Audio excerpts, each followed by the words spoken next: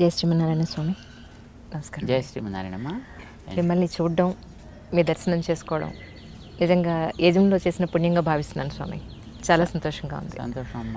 జై శ్రీమన్నారాయణ. మీ ఇంటర్వ్యూ అని ఇంట్లో చెప్పగానే తెలిసిన వాళ్ళందరూ ఆయన చూడాలంటేనే అదృష్టం ఉండాలి అన్నారు ఒకళ్ళు. ఆయన స్థలానికి వెళ్ళి మేము శంకు చక్రాలు తీసుకున్నాం, నాతో పాటు వచ్చేస్తానన్నారు. నేను అలా కాదు, ఆయన పర్మిషన్ లేనిదే నేను మీ అందరినీ తీసుకువెళ్ళలేను. సో డెఫినెట్గా నెక్స్ట్ టైము స్వామి పర్మిషన్ తీసుకుని తీసుకువెళ్తాను. నిజంగా ఈ అవకాశం ఇచ్చినందుకు ముందుగా మీకు నిజంగా చాలా రుణపడున్నాను స్వామి. చాలా రోజులుగా మీ ఇంటర్వ్యూ తీసుకోవాలి అనుకున్నప్పుడల్లా నా మనసులో మెదిలే మొట్టమొదటి క్వశ్చన్ ఏంటి అని అంటే, ప్రవచనకర్తలు చాలామంది చాలా మాట్లాడుతుండగా విన్నాను నేను, కామి కానివాడు మోక్షగామి ఎలా అవుతాడు అని చెప్పని. సో మరి మీరు సన్యాసాశ్రమాన్ని తీసుకున్నారు, మరి ఎవరు ఏది చేసినా అది మోక్షం కోసమే అంటారు కదా స్వామి. సో ఎవరు ఏది చేసినా మోక్షం అయితే, దొంగతనం చేస్తే అది కూడా మోక్షం కోసం అవ్వాలి, గ్యాంబ్లింగ్ చేసినా మోక్షం కోసం అవ్వాలి. ఎవరేది చేసినా కాదు స్వామి. తగిన పని ఏది చేసినా దానిని లక్ష్యంగా పెట్టుకుని చేసినట్లయితే అది తప్పనిసరిగా వాడికి తరించే ఒక సాధనం అవుతుంది. That becomes a means for him to get the attainment. ఇప్పుడు మీరు అన్న దాంట్లో 2 పార్ట్స్ ఉన్నాయి. అందులో కామి, మోక్షగామి. పాపం ఎవరో ప్రాస కోసం పెట్టి ఉంటారు దాన్ని, బట్ దట్స్ ఓకే. కామి అంటే కోరిక కలవాడు అని అర్థం, కోరుకునేవాడు అని అర్థం. మోక్షం అనే దానిని నిర్వచించడాన్ని బట్టి ఇప్పుడు ఇవన్నీ ఉంటాయి. ఇప్పుడు బేసికలీ మోక్షము అని అంటే చాలామంది చచ్చిపోయి పోవడము, ఇది ఒక భావన జనరల్గా మనుషుల్లో ఉండేది. దాని మీద రకరకాల ఆలోచన ధోరణులు ఉన్నాయనుకోండి. సరే, ఇప్పుడు అవన్నీ అలా పెట్టినా మోక్షము అని అంటే విడుదల అని అర్థం. అయితే ఈ విడుదల అనేది దేని నుంచి? స్ట్రెస్ నుంచి విడుదల కావాలి, ఏదో కాస్త సుఖంలోకి వెళ్ళాలి. ఇది కొంతమంది సామాన్యుల యొక్క ఐడియా. కానీ సామాన్యంగా ఇప్పుడు ఈ మోక్షం అనేటువంటి మాట దేనికోసం మనం వాడతాం? ఏది అల్టిమేటో, దేనికంటే ఇక పొందాల్సింది పైన మరేం ఉండదు. సో దానికి మనం దీన్ని మోక్షం అని పెట్టుకున్నట్టయితే అలాంటిది limitless Joy are A kind of state of bliss అని ఒకవేళ మనం అనుకున్నట్టయితే, అలాంటి అంతం లేని అనంతమైనటువంటి ఆనందం ఇప్పుడు మనకి రావటల్లా. అప్పుడప్పుడు కొద్ది కొద్దిగా ఆనందాలు వస్తున్నాయి మనకు కూడాను. వేసవికాలంలో ఐస్ క్రీమ్ తింటే ఆనందం, నదిలో దూకితే ఆనందం, శీతాకాలంలో వేణీళ్ళు పోసుకుంటే ఆనందం. ఒక తాత్కాలికంగా శారీరకంగా కలిగేటటువంటి సుఖాల కోసం మనం తాపత్రయపడుతున్నాం యూజువల్లీ. కానీ శరీరం అనేది మనం ఎంత చేసినా అదేం ఉండలేదు. ఇప్పుడు ఒకసారి అది పోతోంది, ఒకసారి రోగాల పాలవుతోంది, ఒకసారి ఏడిపిస్తోంది, అప్పుడప్పుడు అనుకూలంగా కూడా ఉంటుంది. కానీ but most of the times it's creating lot of pain. But either pain or Joy, ఇది వచ్చేది ఎవరికి? మనిషికి. ఏంటంటే మనిషికి కాదు, నాకు. ఓహో. మనిషి ఈజ్ ఒక స్పేషీస్, ఇది ఒక ప్రాణి. బట్ ఇలాంటి ప్రాణులు కోకొల్లలు ఉన్నాయి కదా, జంతువులు ఉన్నాయి, పక్షులు ఉన్నాయి, క్రిములు ఉన్నాయి, కీటకాలు ఉన్నాయి. ఓకే. సో ఇవన్నీ కూడా ప్రాణులే. అందులో కొంచెం అతి తెలివి కలిగిన ప్రాణి మనిషి, అన్నిటిని పాడు చేసే ప్రాణి కూడా మనిషి. మిగతా వాటి మానాన బతుకుతాయి, వీడన్నిటినీ పాడు చేస్తాడు. తెలివి ఉన్నటువంటి ప్రాణి, తెలివి వాడగలిగిన ప్రాణి కూడా. అంతవరకు మనం తీసుకుంటే ఈ శరీరాన్ని నాది అని వాడుకునేవాడెవడో ఒకడున్నాడు లోపల. సో మనం వాడిని ఆత్మ అంటామని మనకి స్క్రిప్చర్స్ చెప్తున్నాయి. సరే, ఎవడో నేను అని అయితే అంటున్నాడు కదా, ఆ నేనుకి సుఖం కావాలి. ఇప్పుడు శరీరానికి సుఖం కాదు, నాకు సుఖం కావాలి. ఇప్పుడు వ్యాపారం చేసేటటువంటి వాడిని ఐటీ వాడు దాడి చేసాడు అనుకోండి, వాడిని ఏసీ రూమ్లోనే కూర్చోబెడతాడు, కానీ వీడికి చెమటలు పడుతుంటాయి వీడికి. అయితే శరీరానికి సుఖం కాదు వాడు కోరుకునేది, నాకు సుఖం కావాలి. వాడికి టెన్షన్ కలిగింది కనుకనే శరీరం వాడికి కంఫర్టబుల్గా మంచి సోఫా వేసి ఏసీ వేసి కూర్చోబెట్టినా వాడు చెమటలు కారుతూ ఉంటాయి, వాడు తుడుచుకుంటూ ఉంటాడు. ఈ నేను అనేటటువంటిది ఇప్పుడు ఇక్కడికి వచ్చి ఎన్నో రకాలైనటువంటి కండిషన్స్కి లోపల బతుకుతోంది. మనిషి అనండి, జంతువు అనండి, పక్షి అనండి, మరొకటి అనండి, ఎన్నో రకాలైనటువంటి హద్దులు ఉన్నాయి. ఇప్పుడు ఆ హద్దుల్లోనే ఇది చేసేటటువంటి కార్యక్రమాలన్నీ సాగుతున్నాయి. ఆ హద్దులు ఏర్పడటానికి కారణం ఒకటి చెప్పారు మన వాళ్ళు శాస్త్రాల్లో, దాని పేరు కర్మ అన్నారు. దాన్ని ఈ కర్మ అనేదే వీడికి ఒక బాండేజ్, ఒక బంధం వీడికి. ఈ కర్మ అనే బంధం ఉన్నంత వరకు ఈ శరీరం పోతే ఇంకో శరీరం వస్తుంది, అది పోతే మరొకటి వస్తుంది. గోడలోంచి మొక్కలు మొలిచినప్పుడు దాన్ని మనం పైన కట్ చేస్తే ఇంకొక బ్రాంచ్ వస్తుంది, అది కట్ చేస్తే మరో బ్రాంచ్ వస్తుంది. ఆ వెనకాతలు ఉండేటువంటి ఆ రూట్ తీనంత వరకు కూడా. ఇప్పుడు ఈ శరీరాలనేవి రావడానికి కారణం ఈజ్ కర్మ. ఆ కర్మతోటి నాకు ఏర్పడ్డ ఒక బంధం. ఈ కర్మబంధం వల్లనే కొన్ని సుఖాలు వస్తున్నాయి, కొన్ని దుఃఖాలు వస్తున్నాయి, కొన్ని ప్యాసివ్గా ఉంటున్నాయి. మానవ శరీరం వస్తుంది, ఇంకో శరీరం వస్తుంది, మరో శరీరం, రకరకాల శరీరాలు వస్తున్నాయి. బట్ నేనేం కోరుకుంటా? ఏదో కోరిక ఉండాలి కదా నాకు కూడా. కోరికకి కామము అని పేరు. ఓకే, కోరిక కలవాడు కామి, గుణం కలవాడు గుణి, బుద్ధి కలవాడు బుద్ధి, ధనం కలవాడు ధని, రైట్? కామం కలవాడు కామి. కామం అంటే కోరిక. దేంట్లో నీకు కోరిక? నాకు తాత్కాలికంగా శరీరాన్ని కంఫర్ట్ కలిగించడంలో కోరిక, మనస్సుకి కంఫర్ట్ కలిగించడంలో కోరిక. మనస్సు కంఫర్ట్గా ఉంటుంది, వాడికి శరీరంలో రోగాలున్నా వాడు దాన్ని బేర్ చేయగలుగుతాడు వాడు కదా. మనస్సుకి ఒక రకమైనటువంటి సౌకర్యం కలిగించాడు వాడు కనుక. సో కొందరు బుద్ధికి సౌకర్యం కలిగిస్తారు, రైట్? ఒక్కొక్కరు ఒక్కొక్క రకమైన కంఫర్ట్. బట్ అల్టిమేట్లీ మనం కోరుకోవలసినటువంటి కంఫర్ట్ దేనికి? మనస్సుకి కంఫర్ట్ కలిగినా శరీరం పోతుంది, బుద్ధికి కంఫర్ట్ కలిగినా శరీరం పోతుంది. శరీరం పోయినా ఇంకో శరీరం వస్తుంది. Because you did not find the root cause which you call as karma. So నేనేం కోరుకుంటానంటే విడుదల కోరుకుంటా. ఎండలోంచి విడుదల ఏసీ రూమ్లోకి వస్తే, మంచులోంచి ఎండలోకి వస్తే విడుదల. నీళ్లలో మునిగిపోతుండేవాడికి ఎవడైనా పిలక పట్టుకుని బయట వేసేస్తే వాడికి విడుదల. జైల్లో ఉండేవాడికి అందులోంచి బయటికి తెస్తే వాడికి విడుదల. విడుదల కోరుకుంటాడు ప్రతివాడు కూడా ఉన్న స్థితిలోంచి.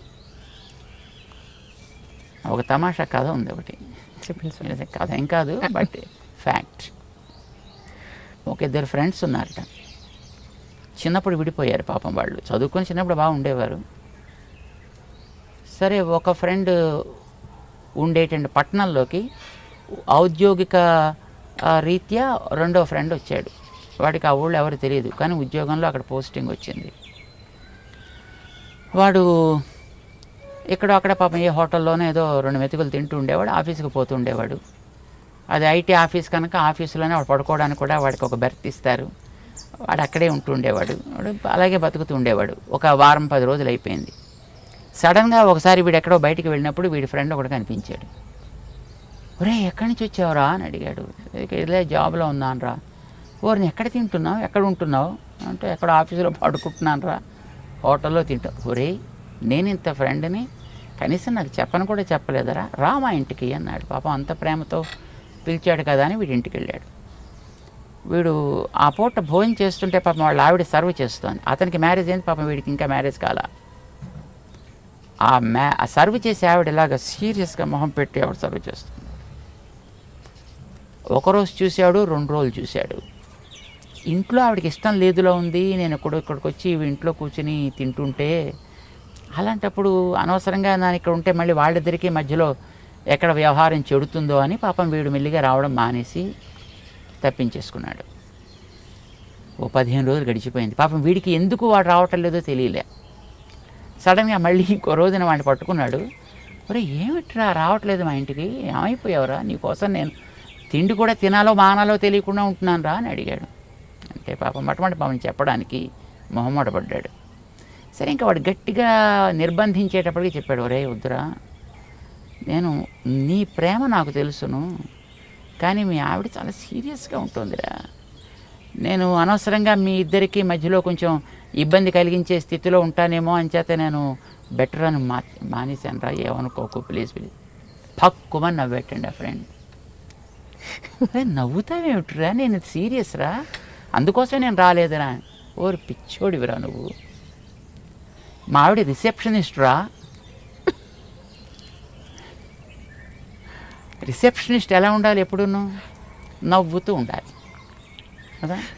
వాడు ఎవడైనా వచ్చి అడిగినప్పుడల్లా చెప్పాలి, 10 సార్లు అడిగినా 10 సార్లు చెప్పాలి. చెప్పేటప్పుడు నవ్వుతూనే చెప్పాలి, సీరియస్గా మొహం పెట్టకూడదు.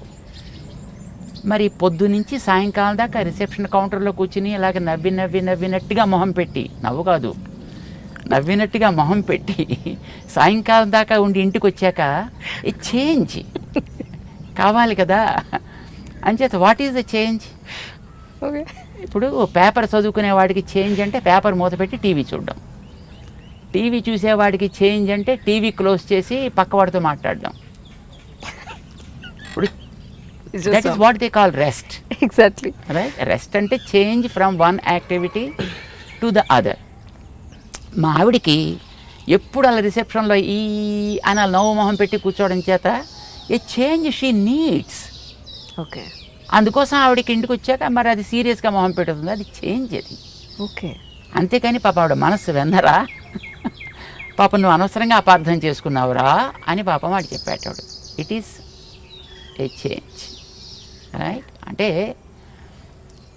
మనం ఎప్పుడు కూడా ఒక చేంజ్ కోరుకుంటాం. ఆ చేంజ్ దేంట్లోంచి కోరుకుంటాం మనం? ఈ కనిపించేటటువంటి రకరకాల శరీరాల్లో తిరగడం ఇవన్నీ పోవాలి. I want a change for good. That is my Dzire, my goal. నాకు విడుదల కావాలి. విడుదల ఈజ్ మోక్షం. సో మీ కోరికది. సో కోరికది. కోరిక కలిగిన వాడు కామి కనుక మాకు కూడా కామ ఉంది. అది దేంట్లో కావాలి? దేంట్లోంచి విడుదల కోరుకుంటాం మేము? ఇప్పటిదాకా కర్మ బంధించి ఉంచింది కనుక కర్మబంధంలోంచి విడుదల కోరుకుంటాను. మనకి స్క్రిప్చర్స్లో వేదాల్లోనూ కర్మబంధం తొలగడమే మోక్షం అంటే. కర్మబంధం తొలగిన తర్వాత వాడికి ఇంతకంటే గొప్పదైనటువంటి భగవంతుడి యొక్క సాన్నిధ్యం లభించి ఆ భగవంతుడి దగ్గర వీడికి ఏదైనా ఒక మంచి యాక్టివిటీ లభించడం అనేది కూడా దాంట్లో పార్ట్ అన్నమాట. సో వాడికి నిజంగా కోరిక అనేది మనిషికి మొట్టమొదటి ఏర్పడితే ఆ కోరికని బలవంతంగా పొందాలి ఏదో రకంగా అనేటువంటి ఒక పట్టుదల ఏర్పడితే దానికి మార్గాలు రకరకాలుగా అన్వేషిస్తాడు. దానికి ఇప్పుడు తులసీదాసుకి తన భార్య దగ్గరికి వెళ్ళాలి అని అనిపించింది. అతను ఈ భక్తుడిగా మారటానికి పూర్వం ఆవిడ ఎక్కడో పక్క ఊళ్ళో ఎక్కడో ఉంటుంది. ఇతన్ని ఎక్కడో ఇంకో ఊళ్ళో పెట్టారు. ఆవిడేమో వాళ్ళ పుట్టింటికి వెళ్ళింది. ఎలాగైనా ఆవిడని చేరాలని కోరిక కలిగింది ఇతనికి. ఏం చేస్తాడు? బయలుదేరాడు. రాత్రి భోరున వాన, నేలంతా బురద. అయినా అతనికి అవేం దృష్టిలోకి రాలా. ఇవన్నీ వదులుకుంటూ వెళ్ళాడు. ఇంటికి వెడితే తలుపులు వేసేస్తున్నాయి. కానీ ఎలాగైనా చేరాలి, ఏం చేయాలి? ఇంటి చుట్టూ తిరిగాడు. ఎక్కడో ఆవిడ ఉండేటటువంటి ఆ ప్రాంతానికి ఏదో ఒక తాడు వేళ్లాడుతూ కనిపించింది. పాక్కుంటూ పైకి వెళ్ళాడు. తలుపు తట్టాడు. ఆవిడ తలుపు తీసింది. చూస్తే దీపంలో అతని ఒంటి నిండా రక్తం. అతను పట్టుకుని పాకింది తాడు కాదు, అది పాము. అయ్యో! ఆవిడ ఆశ్చర్యపడింది. అరేరే, ఇదేమిటయ్యా స్థితి ఇది? ఇంత కోరిక, కోరిక తీవ్రతరమైతే దానికోసం ఏదో ఒక మార్గాన్ని అన్వేషించి దాన్ని నెరవేర్చుకునేటటువంటి ప్రయత్నం చేస్తాడు. రైట్? సో కోరిక అనేది నీకు శారీరకమా, మానసికమా, బౌద్ధికమా, లేదా ఆత్మపరమా, ఇది మనకి తెలుసుకోగలిగితే అందులో వాడికి తీవ్రతర కృషిని వాడు సాగించి దాన్ని పొందే ప్రయత్నం చేస్తాడు. సో మోక్షం అనేటటువంటి దాన్ని మనం ఎక్కడికి లిమిట్ చేస్తాం అనేది ముందర మనం అర్థం చేసుకోవాలి. శరీరానికా, లేకపోతే మనస్సుకా, లేకపోతే జీవుడికి ఉండేటటువంటి అల్టిమేట్ కర్మబంధం అనేది పూర్తిగా ఒకసారి తొలగితే ఇంకా మళ్ళీ దాంట్లోకి రావక్కర్లా. సో కర్మబంధం తొలగాలి అని అనుకునేటటువంటిదే నిజమైనటువంటి మోక్షము. కర్మబంధం తొలగి దేవుడి దగ్గరికి వెళ్ళాలి. ఇది తొలగడం ఒక్కటే కాదు, రోగం పోవడం ఒకటే కాదు, ఆరోగ్యం కూడా మళ్ళీ కావాలి కదా. సో అడ్డు తొలగడం ఒకటి, కోరినది పొందడం ఒకటి. సో ఇవి రెండు మోక్షము అని అనుకుంటే దాని యందు నీకు తీవ్రమైన కామమే లేకపోతే దానికోసం నువ్వు ప్రయత్నం చేసేటటువంటిది ఏమీ ఉండనే వస్తే వచ్చే, పోతే పాయ్. That never makes anybody to attain anything.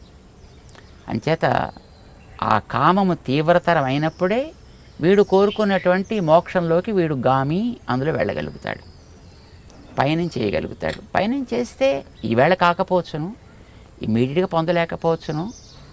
చంద్రుడి మీదకి వెళ్ళాలని చేసినటువంటి ప్రయత్నం అమెరికా వాడికి 10 ఏళ్ళు పట్టింది, బట్ వెళ్ళాడు. అట్లాగా వీడు చేసేటువంటి ప్రయత్నం యొక్క తీవ్రతని బట్టి ఏదో ఒకనాటికి తప్పకుండా వీడు కూడా ఆ పొందదలుచుకున్నటువంటి ఇటర్నల్ బ్లిస్ అని అంటారు దాన్ని కదా, ఇటర్నల్ స్టేట్ ఆఫ్ బ్లిస్, దాన్ని పొందడానికి అవకాశం ఉంది. కనుక కామి కానివాడు మోక్షగామి కాలేడు. నా ప్రశ్నకు సమాధానం దొరికింది స్వామి. అలాగే 60 ఏళ్ల జీవితంలో మీరు నేర్చుకున్నది ఏమిటి అంటే మీరేం చెప్తారు స్వామి? నాది, నాకు అని మనం అనుకున్నప్పుడు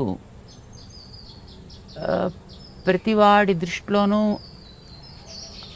మనం కొంచెం కారంగానే కనిపిస్తాం, బాధకరంగానే కనిపిస్తాం, అదట వాడికి కష్టం కలిగించేటట్టుగాను మనం ఉంటాం. కానీ నాది అనేది ఏది లేకపోతే, నా కోసం అనేది దేన్ని పట్టుకోకపోతే ఐ థింక్ ప్రతివాడి దృష్టిలోనూ నువ్వు మంచివాడివిగానే ఉంటావు. This is what we learned. కొంతమంది మమ్మల్ని అప్పుడప్పుడు అడుగుతుంటారు, చెప్తుంటారు, సజెషన్స్ ఇస్తుంటారు కూడా. Swamiji, you need to have some personal time also అంటుంటారు మమ్మల్ని. కానీ బట్ నాకు ఎప్పుడు ఏంటో, I think everything is my personal. Whatever I'm involve with, whatever I'm doing, I feel everything is my personal. When I am talking to you, this is my personal. When I am going to some place, that's my personal. So whatever activity we are involved in, that's my personal. And there is nothing that makes me confined just to my body. So ఎప్పుడైతే మనం మన చుట్టూ ఉండేటువంటి సర్కిల్ని narrow చేసుకుంటామో అప్పుడు మనకి కష్టాలు ఎక్కువ అవుతాయి, బాధలు ఎక్కువ అవుతాయి, అండ్ అల్టిమేట్లీ దుఃఖాలు కూడా ఎక్కువ అవుతాయి.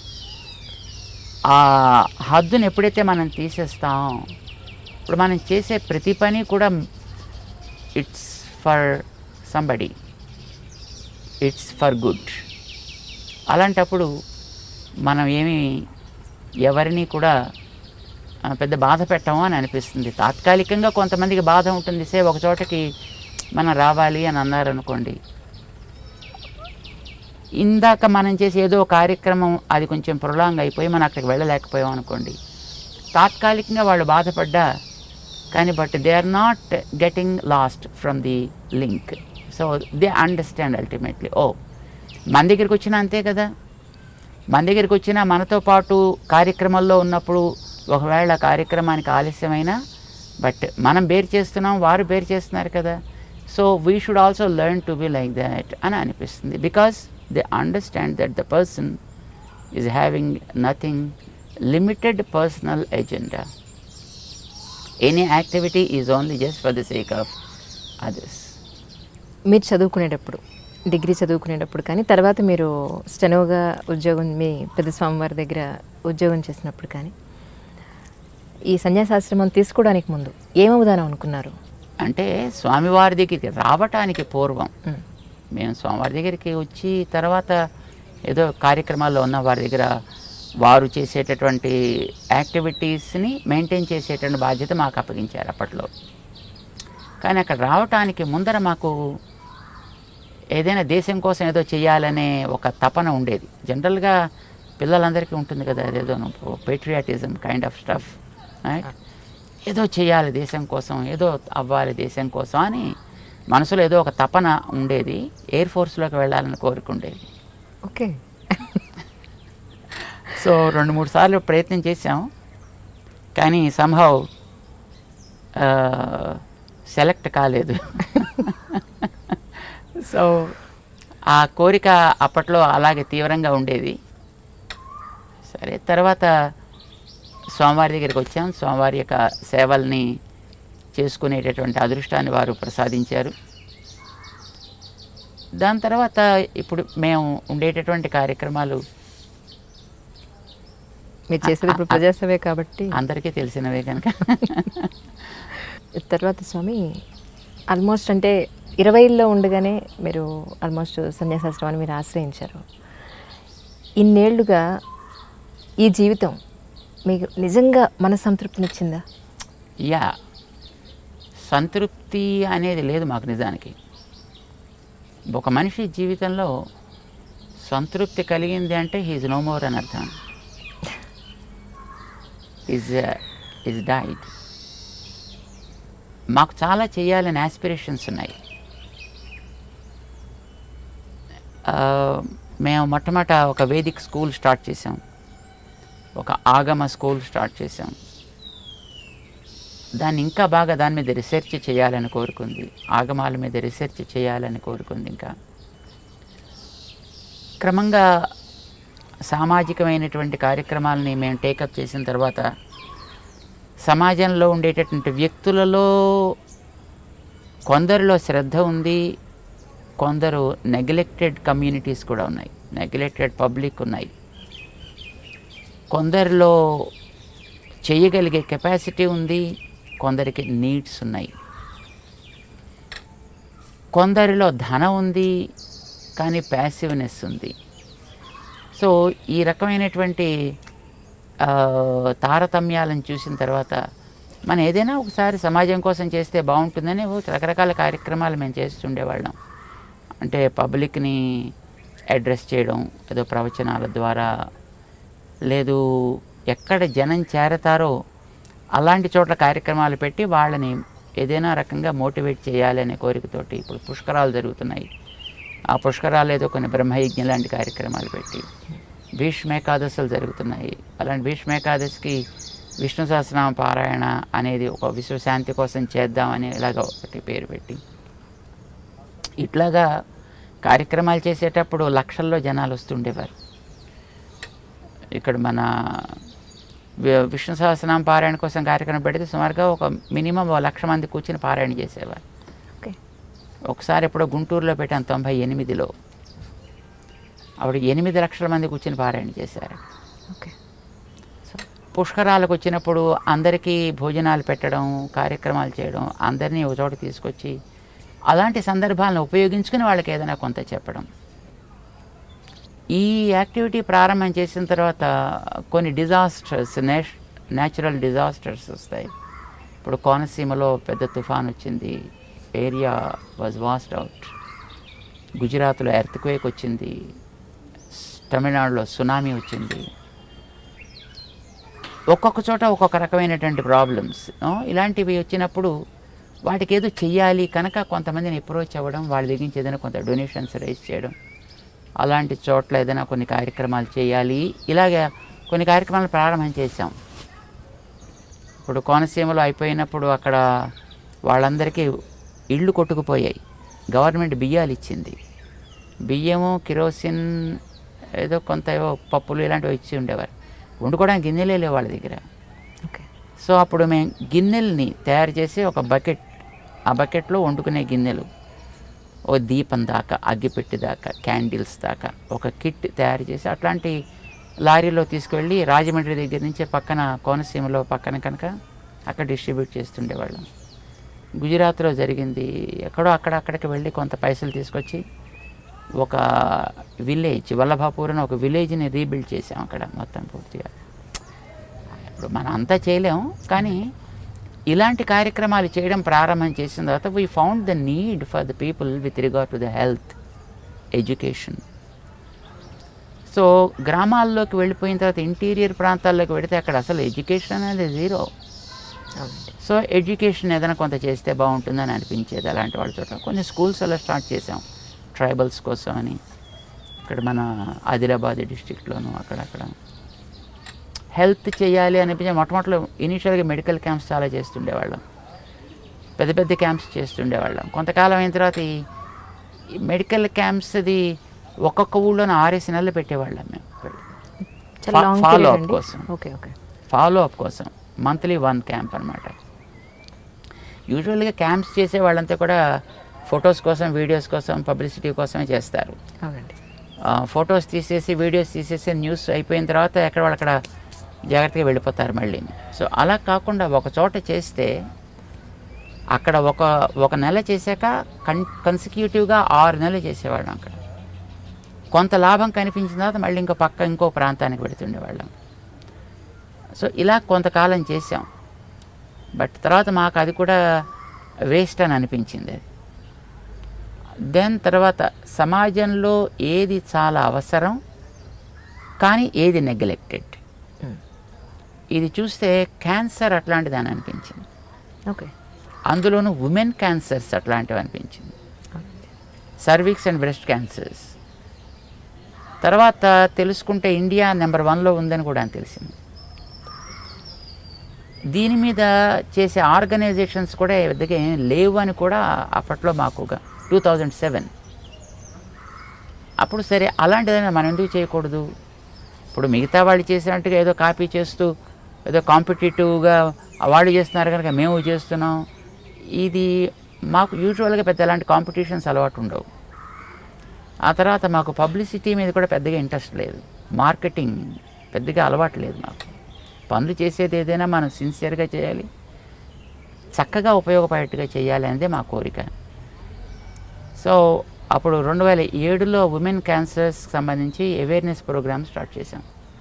Creating awareness, early detection and treatment అని చేసి సుమారుగా ఒక 69 విలేజెస్ చాలా సీరియస్గా చేశారనమాట. బాగానే అనిపించింది, కానీ క్యాన్సర్ పేరు చెప్తే ఆడవాళ్ళు భయపడిపోతున్నారు, రావట్లేదు ఎవరు. ప్రాబ్లం వైజ్ అయితే చాలా సీరియస్గానే ఉంది, కానీ వాళ్ళకి పేరు చెప్తే భయం వేస్తుంది. అందుకోసం క్యాన్సర్ పేరు తీసేసి మహిళా ఆరోగ్య వికాస్ అని ఒక పేరు పెట్టి, మన కోసం సాధారణంగా ఇప్పుడు డివోటీస్ కింద వస్తుంటారు కార్యక్రమాలకి, దానికి కొంతమంది భక్తులుగాను. అలా వచ్చిన భక్తులకి వాళ్ళకి కాస్త మోటివేట్ చేసి వాళ్ళని వాలంటీర్స్గా తయారు చేసి వాళ్ళకి దీని మీద ట్రైనింగ్ ఇచ్చి వాళ్ళని వాళ్ళ ఏరియాస్లో go door to door, give a counselling to women and then explain to them as what the seriousness of this is, because cancer is a problem like అది బయటపడేదాకా దానికి సిగ్నల్స్ ఏమి ఉండవు. ఇప్పుడు కడుపు నొప్పి, కాలు నొప్పి, తలనొప్పి, మంట ఇలాంటివి ఏమి ఉండవు దానికి, కానీ ప్రాబ్లం చాలా సీరియస్గా లోపల గ్రో అవుతుంది. ఒకసారి బయటకు పడేటట్టుగా అది వచ్చింది అని అంటే it is almost in the serious state, 3rd or 4th స్టేజ్లో ఉందని అర్థం అనమాట. సో ఆ స్థితి రాకుండా ఉండేటట్టుగా వాళ్ళు ఏం చేస్తే మంచిది, ఆహారపు విధానాలను ఎట్లా మార్చుకుంటే మంచిది, జీవన విధానాన్ని ఎట్లా వాళ్ళు జాగ్రత్తగా చూసుకోవడం మంచిది, పరిశుభ్రత అనేది ఎంతవరకు అవసరము, ఇవి వాళ్ళకి టీచ్ చేయడానికని టీమ్స్ని తయారు చేసి దెన్ ప్రాజెక్ట్ స్టార్ట్ చేసాం అనమాట. అలాగా 2010 నుంచి దాన్ని చాలా సీరియస్గా మన వాళ్ళు చేస్తున్నారు. ఇప్పటిదాకా సుమారు 9 లక్షల పైన విమెన్కి మన వాళ్ళు ఈ రకమైనటువంటి స్క్రీనింగ్ చేయగలిగారు అనమాట. దానికోసమని కావాల్సిన పరికరాలని తీసుకురావడం, ఆ పరికరాలను ఉపయోగించడం, వాళ్ళకి వాటిని వాడే విధానం ఆ వాలంటీర్స్కి నేర్పడం, ఎవరైతే ట్రీట్మెంట్ తీసుకుని వాళ్ళు దానివల్ల లాభపడ్డారో వాళ్ళు వాలంటీర్స్ కింద అయ్యి మళ్ళీ వాళ్ళు స్టార్టెడ్ వర్కింగ్ అనమాట. ఇన్ ద ప్రాసెస్ మా వాలంటీర్లే దానికోసం 2.5 లక్షలు ఖర్చు పెడితే తప్ప దొరకనటువంటి పరికరాన్ని 75,000కి తయారు చేయగలిగేటటువంటి అనుభవాన్ని సంపాదించగలిగారనమాట. ఓకే. ద కల్పోస్కోప్ అని ఒకటి వాడతారు సర్విక్స్ క్యాన్సర్ని ఐడెంటిఫై చేయడానికని. ఆ కల్పోస్కోప్ని మా వాళ్ళు 75,000కి తయారు చేశారు. ఓకే. బజార్లో దొరికే దానికంటే తక్కువ రేటు, డబుల్ కెపాసిటీ ఉండేట్టుగా, డబుల్ ఎఫికసీ ఉండేటట్లుగా ఓకే, అట్లా తయారు చేసుకోగలిగారు. సో పని చేస్తున్నారు అట్లాగా. సో మేము గమనించింది ఏంటంటే మొట్టమొదట సమాజంలో ఉండేవాళ్ళని ఒక చోటకి తేవాలి అని చేసినటువంటి ప్రయత్నం ఏవో రకరకాల వాళ్ళకి ఉండేటటువంటి అవసరాలను గమనించినప్పుడు వాటిని మనం కొంతవరకైనా మీట్ కావడానికి ఏదైనా చేస్తే బాగుండుననే ఒక ప్రయత్నం ప్రారంభించినప్పుడు స్కూల్స్ ఫర్ ట్రైబల్ చిల్డ్రన్ వచ్చాయి, స్కూల్స్ ఫర్ ఫిషర్మెన్ చిల్డ్రన్ వచ్చాయి, women health camps, women health care projects వచ్చాయి. అయితే ఇలాంటివి మనం తాత్కాలికంగా మనం కొంతవరకు చేయగలుగుతాం. బికాస్ మేము పెద్ద మఠాధిపతులం కాం, మేము పీఠాధిపతులం కాం, ఏదో సామాన్యమైనటువంటి భిక్షా సన్యాసి. ఏదైనా కార్యక్రమం మేము చేయాలంటే ఏదో వీళ్ళ దగ్గర వాళ్ళ దగ్గర తొలకాస్త ఏదో పట్టుకొచ్చి కార్యక్రమాలు నడిపిస్తూ ఉండాలి. మాకంటూ పెద్ద fixed deposits, assets, properties, regular fixed income లాంటివి ఏమి ఉండవు, లేవు ఇప్పటిదాకా.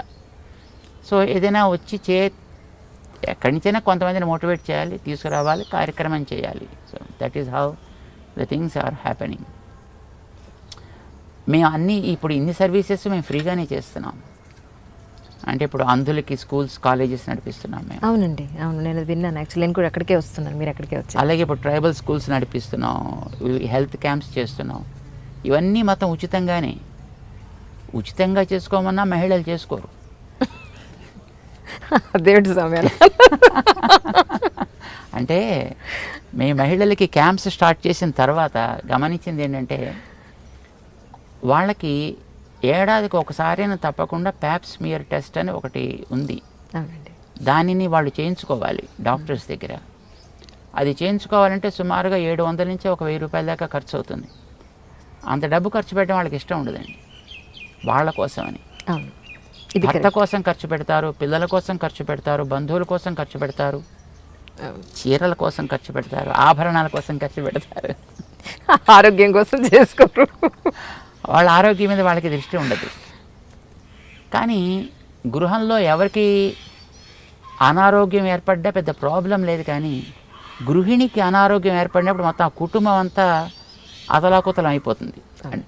అది అందరికీ తెలిసిందే. అయినప్పటికీ ఆవిడకి ఏదైనా సమస్య వస్తే తెలిస్తే భర్త అంగీకరిస్తాడో అంగీకరించాడో, పిల్లల కష్టాలు వస్తాయేమో తను కనుక చేయకపోతే, సరే ఏదో కాస్త ఇంటి వైద్యం చేయించుకుని ఏదో మనం చూసుకుందాంలే, మేనేజ్ చేద్దాం అన్నట్టుగా ఉండిపోతారు. సాధారణంగా యావరేజ్ భారతీయ మహిళ యొక్క మనస్తత్వం అది. సో ఇలాంటి సిచ్యువేషన్లో వాళ్ళని మళ్ళీ 1000 రూపాయలు మీ హెల్త్ కోసం ఏం లేని దాన్ని వాళ్ళకి తెలియదు కదా, ఉందో లేదో కూడా వాళ్ళకి తెలియదు. అంచేది ఏం లేదని అనుకుంటారు. ఏం లేని దానికోసం 1,000 రూపాయలు మీరు ఖర్చు పెట్టండి అంటే వాళ్ళు ఎందుకు పెడతారు? పెట్టరు. అంచేత మేము ఉచితంగానే మొత్తం ఈ క్యాంప్స్ అన్నీ చేస్తున్నామమ్మా. ఇదంతా కూడా ఎక్కడి నుంచో అక్కడి నుంచి తీసుకొచ్చి మన వాళ్ళు చేస్తున్నారు కార్యక్రమం. ఏదో తాత్కాలికంగా ఎవరో ఒక్కొక్క డోనర్ వస్తారు, వాళ్ళని ఒక క్యాంప్ స్పాన్సర్ చేయండి అంటే స్పాన్సర్ చేస్తారు, కార్యక్రమాలు జరుగుతాయి. ఇంత కార్యక్రమాలు పర్మనెంట్గా చేయాలి అని అంటే మనకి కష్టం కదా జనరల్గా. అంచేత మనం ఎవరితోటైనా కలిసి ఈ కార్యక్రమాలు జరిపించడానికైనా ప్రోత్సాహం మేము ఇస్తుంటాం. ఇది కొంతకాలం మనం చేస్తాం. కానీ జాతికి ఒక స్థాయి రూపంగా ప్రేరణనివ్వగలిగేటటువంటి ఏదైనా ఒక సెంటర్ కావాలి. ఇప్పుడు ఇవన్నీ తాత్కాలికంగా మేము చేయగలుగుతాం. మనం ఇలాంటి సర్వీసెస్ ఎంతకాలం చేస్తూ ఉంటాం అంతకాలం మనం వాళ్ళకి జ్ఞాపకం ఉంటాం కామన్గా.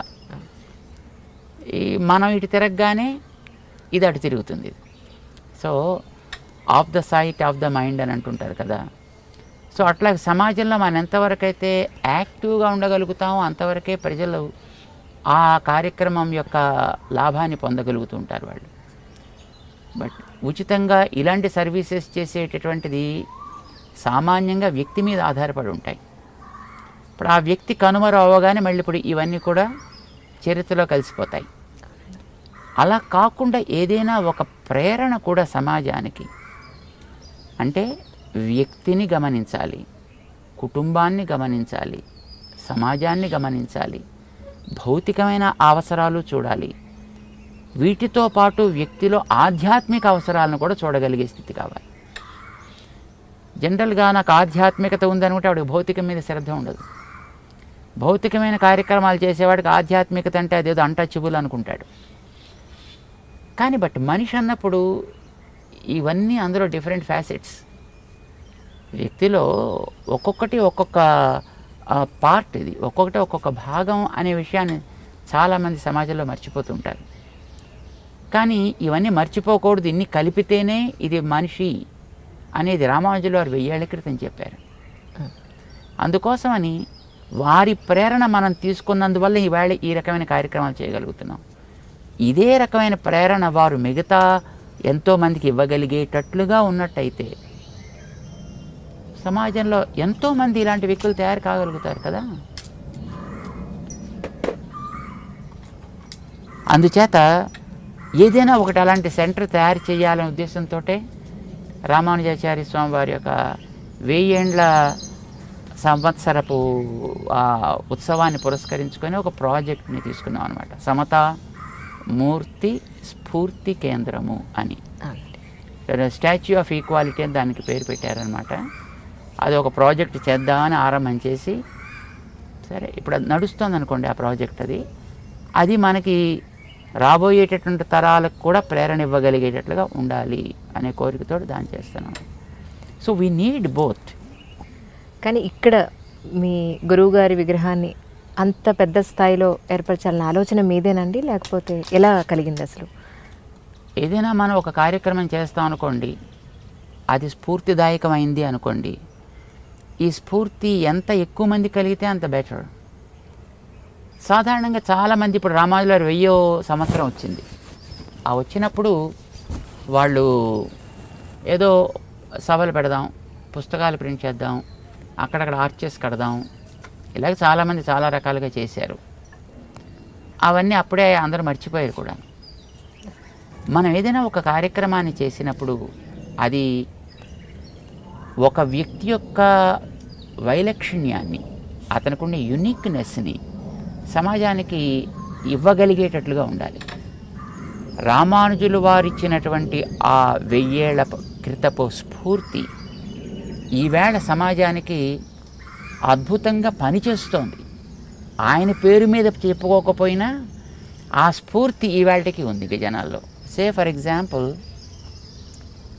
1000 ఏళ్ల క్రితం ఆడవాళ్ళకి దేవుడు మంత్రం చదవకూడదు, వినకూడదు, వింటే చెవిలో సీసం పోయాలి, అంటే నాలుగు తీసేయాలి. అవునండి. బ్రాహ్మణేతరులు ఎవరైనా కూడా ఏమైనా ఇలా అంటే వాళ్ళకు కూడా ఇంతే చేయాలి అనే సామాజికమైనటువంటి స్థితి ఉండేది. క్రూరంగా ఉండేది, దారుణంగా. దాన్ని బ్రేక్ చేసిన వారు రామానుజాచార్యుల వారు. ఆడ మగ తేడా లేకుండా, బ్రాహ్మణ అబ్రాహ్మణ అనే తేడా లేకుండా అందరూ కూడా ఒకే దైవానికి సంబంధించినటువంటి వాళ్ళమైతే ఆయన నామాన్ని అనడానికి ఎవరికి అధికారం ఉండాలి, ఎవరికి ఉండకూడదు. కనుక ఇప్పుడు when he is a universal father, I think everybody should have equal right to reach that father. ఇది ఆ 1000 ఏళ్ల క్రితం రామానుజుల వారు చెప్పారు. దాన్ని సామాజికమైనటువంటి విప్లవం ద్వారా, ఆధ్యాత్మికమైనటువంటి విప్లవం ద్వారా కూడా తీసుకురాగలిగారు. అందరినీ ఆనాటి elite of the society, rulers of the society, scholars of the society, common man of the సొసైటీని కూడా యాక్సెప్ట్ చేయించగలిగారు. ఎందుకంటే ఇవి 4 ధృవాలు కలవవు. పాలకులు అంగీకరించిన దాన్ని బ్యూరోక్రాట్స్ అంగీకరించారు, బ్యూరోక్రాట్స్ అంగీకరించిన దాన్ని ఎలైట్ ఆఫ్ ది సొసైటీ అంగీకరించారు. వీళ్ళందరూ అంగీకరించిన కామన్ మ్యాన్కి ఉపయోగపడదు. అవునండి. సో ఈ 4 కోణాలని కూడా ఒక చోటకి తేగలగడం అనేది, వాళ్ళకి అనుకూలంగా ఉండేట్టుగా ఒక విధానాన్ని తయారు చేయడం అనేటటువంటిది is not a common thing. 1000 ఏళ్ల క్రితం రామానుజరావు ఆ పని చేయగలిగారు. ఒక భక్తి మూమెంట్ అనే దాన్ని తీసుకొచ్చారు వారు. ఆనాడు తెచ్చినటువంటి భక్తి మూమెంట్ తర్వాత మధ్వ సంప్రదాయానికి, వల్లభ సంప్రదాయానికి, చైతన్య సంప్రదాయానికి, రామానంద సంప్రదాయానికి, నింబార్క సంప్రదాయానికి, గౌడీయ సంప్రదాయానికి, ఈవేళ మనం చూసే స్వామినారాయణ సంప్రదాయానికి, ఇందరికీ కూడా అది మూలమైంది. వారిచ్చినటువంటి దాంట్లో ఒక్కొక్క పార్ట్ వాళ్ళు తీసుకుని వాళ్ళు దాన్ని చాలా చక్కగా ఎలాబొరేట్ చేసి ఒక అందమైన సిద్ధాంతం కింద రూపొందించి దాన్ని సమాజానికి ఈవేళ బహుముఖంగా ఇస్తున్నారు. But that is the origin. రామానుజుల వారు ఆవేళ చేసింది ఈజ్ ద ఆరిజిన్. అది ఇంతవరకు ఉపయోగపడుతోంది. మధ్యలో బ్రిటిష్ వాళ్ళ యొక్క పాలన వల్ల కాస్త దాంట్లో డిస్టర్బెన్స్ ఏర్పడ్డా ఇప్పటిదాకా అయితే అది రూట్ అవుట్ కాల, ఇప్పటికీ కూడా స్ట్రాంగ్ రూటెడ్గానే ఉంది అది. ఇంకా రామానుజరావు ఆ వేళ ఇచ్చినటువంటి దాన్ని ఓకే, వాళ్ళ పేరు చెప్పకపోవచ్చు. ఇప్పుడు విమానాన్ని కనిపెట్టడానికి రైట్ బ్రదర్స్ కారణమై పాపం ఎముకలు విరక్కొట్టుకున్నా వాళ్ళ పేరు తెలియకుండా ఇవాళ విమానంలో తిరిగేవాళ్ళు కొంతమంది ఉన్నారు కదా, ఎంజాయ్ చేస్తున్న వాళ్ళు కొంతమంది ఉన్నారు కదా. సో ఆల్సో ఆ వేళ రామానుజుల వారు తీసుకున్నటువంటి ఆనాటి విప్లవాత్మకమైనటువంటి ఆ చర్య, దానికి వారు అనుభవించినటువంటి కష్టాలు నష్టాలు, 4 సార్లు ఆయన మీద విషప్రయోగం జరిగింది ఆ రోజుల్లో ఆయన చేసేటువంటి కార్యక్రమాలకి. అయినప్పటికీ he was able to with stand with all those things and he was just able to go ahead to resolve his own goal. So ఇవి ఎప్పుడు సమాజంలో ఉంటాయనుకోండి. ఆ వేళ వారు తయారు చేసినటువంటి మార్గం ఈవేళ ఇన్ని సంప్రదాయాల వాళ్ళు కూడా భక్తి అనేటటువంటి ఒక గొడుగు కింద హాయిగా జీవితాన్ని గడపడానికి మార్గాన్ని చూపిస్తోంది అన్నప్పుడు వారు వేసినటువంటి పునాది ఎంత గట్టిది. ఈ పునాది తర్వాత తరాలకు కూడా అందాలి. దీని మీద ఎవరు ఎక్కడ కావాలంటే అక్కడ వాళ్ళ సౌధ నిర్మాణం చేసుకోగలిగినటువంటి స్థితి ఏర్పడాలి. సో ఇది మా కోరిక. కానీ అంత దృఢంగా చేయాలంటే ఏదో చిన్న చేస్తే ఏదో సముద్రంలో కాకిరి ఎట్లా అవుతుంది. అంచేత అది ప్రపంచం రికగ్నైజ్ చేసే స్థాయిలో ఉంటే తప్ప దాన్ని ఎవడూ కూడా కన్నెత్తి చూడడు. అంచేత ఏం చేస్తే బాగుంటుంది అని మొట్టమొదటి కొంతకాలం ఆలోచించాను. మెక్సికన్ ఫోరోస్ అని కొందరు ఉన్నారు. అప్పట్లో దాన్ని పాలించినటువంటి రాజులు. వాళ్ళ బొమ్మల్ని అక్కడ కొండల మీద చెక్కి పెట్టారు వాళ్ళు. ఓకే. మెక్సికోలో ఉండేటువంటి వాళ్ళని అప్పుడు ఫోరోస్ని, రాజులని ఫోరోస్ అంటారు వాళ్ళు. వాళ్ళ బొమ్మల్ని ఆ కొండల మీద చెక్కారు. అక్కడ పెద్ద పెద్ద రాతి కొండల మీద శాండీ స్టోన్స్ ఉన్నాయి అక్కడ. దాని మీద చెక్కి పెట్టి ఇప్పటికి కూడా సుమారు 8000 సంవత్సరాలు అయింది. గుర్తుగా ప్రజలందరికీ ఎన్ని అది కేవలం చూడ్డానికంతే. జస్ట్ ఒకసారి చూస్తే మీకు దట్స్ డన్. అట్లా వాళ్ళు తయారు చేసి ఇప్పటిదాకా పెట్టారు. అంటే సుమారు 8000 సంవత్సరాలు గడిచినప్పటికీ ఇంకా మనం వాళ్ళని చూడగలుగుతున్నాం కదా. అవునండి. అట్లాగ రామానుజుల వారిని చేస్తే ఎట్లా ఉంటుంది అని మేము కొంతకాలం కొండల కోసం వెతికాము. అది వారు యాక్చువల్గా పుట్టింది Sriperumbudur, which now falls in Tamil Nadu. అప్పట్లో కాదు, అప్పట్లో ఇదంతా మొత్తం ఒకటే దక్షిణ భారతావని. సో ఆ ప్రాంతం కనుక పోనీ అక్కడ చూద్దామని అప్పట్లో అక్కడ ఉండేటువంటి పరిపాలకుల్ని వాళ్ళని కూడా మేము అడిగాము దాని గురించి ఫైండ్ అవుట్ చేయమని. కానీ ఒక 2 ఏళ్ల కాలం ఆ రకంగా వేస్ట్ అయిపోయింది. కానీ అక్కడ సరైనటువంటి ప్లేస్ దొరకలా. పోనీ మన ప్రాంతాల్లో ఎక్కడైనా తెలుగు రాష్ట్రాలు ఎక్కడైనా దొరుకుతాయేమో అని చూసాం, కానీ ఎక్కడ దొరకలా. సరే what is the next alternative అని ఆలోచన చేసినప్పుడు ఏదైనా మనం తయారు చేస్తే అన్నీ 1000 సంవత్సరాలు ఉండాలంటే అది ఏదైనా మెటాలిక్ అయితే బాగుంటుంది. అదే సమయంలో తాలిబాన్లో అప్పుడు అక్కడ బుద్ధుడి విగ్రహాన్ని పేల్చేసి కొంత డ్యామేజ్ చేశారు. సో స్టోన్తో చేసిన ఇట్లాంటి ప్రాబ్లమ్స్ ఉంటాయి అనేది అప్పుడు మాకు కొంచెం దాని మీద మళ్ళీ సెకండ్ థాట్కి అవకాశం ఇచ్చిందనమాట. సో ఏం చేద్దామని ఆలోచన చేసినప్పుడు మన మెటాలిక్ అయితే బాగుంటుంది అని ఆలోచించాం. ఏ మెటల్ అయితే బాగుంటుంది, మళ్ళీ నేచురల్ కరోజన్స్ ఉంటాయి దాంట్లోనూ, ఎండ గాలి వాన నీళ్లు మంచు.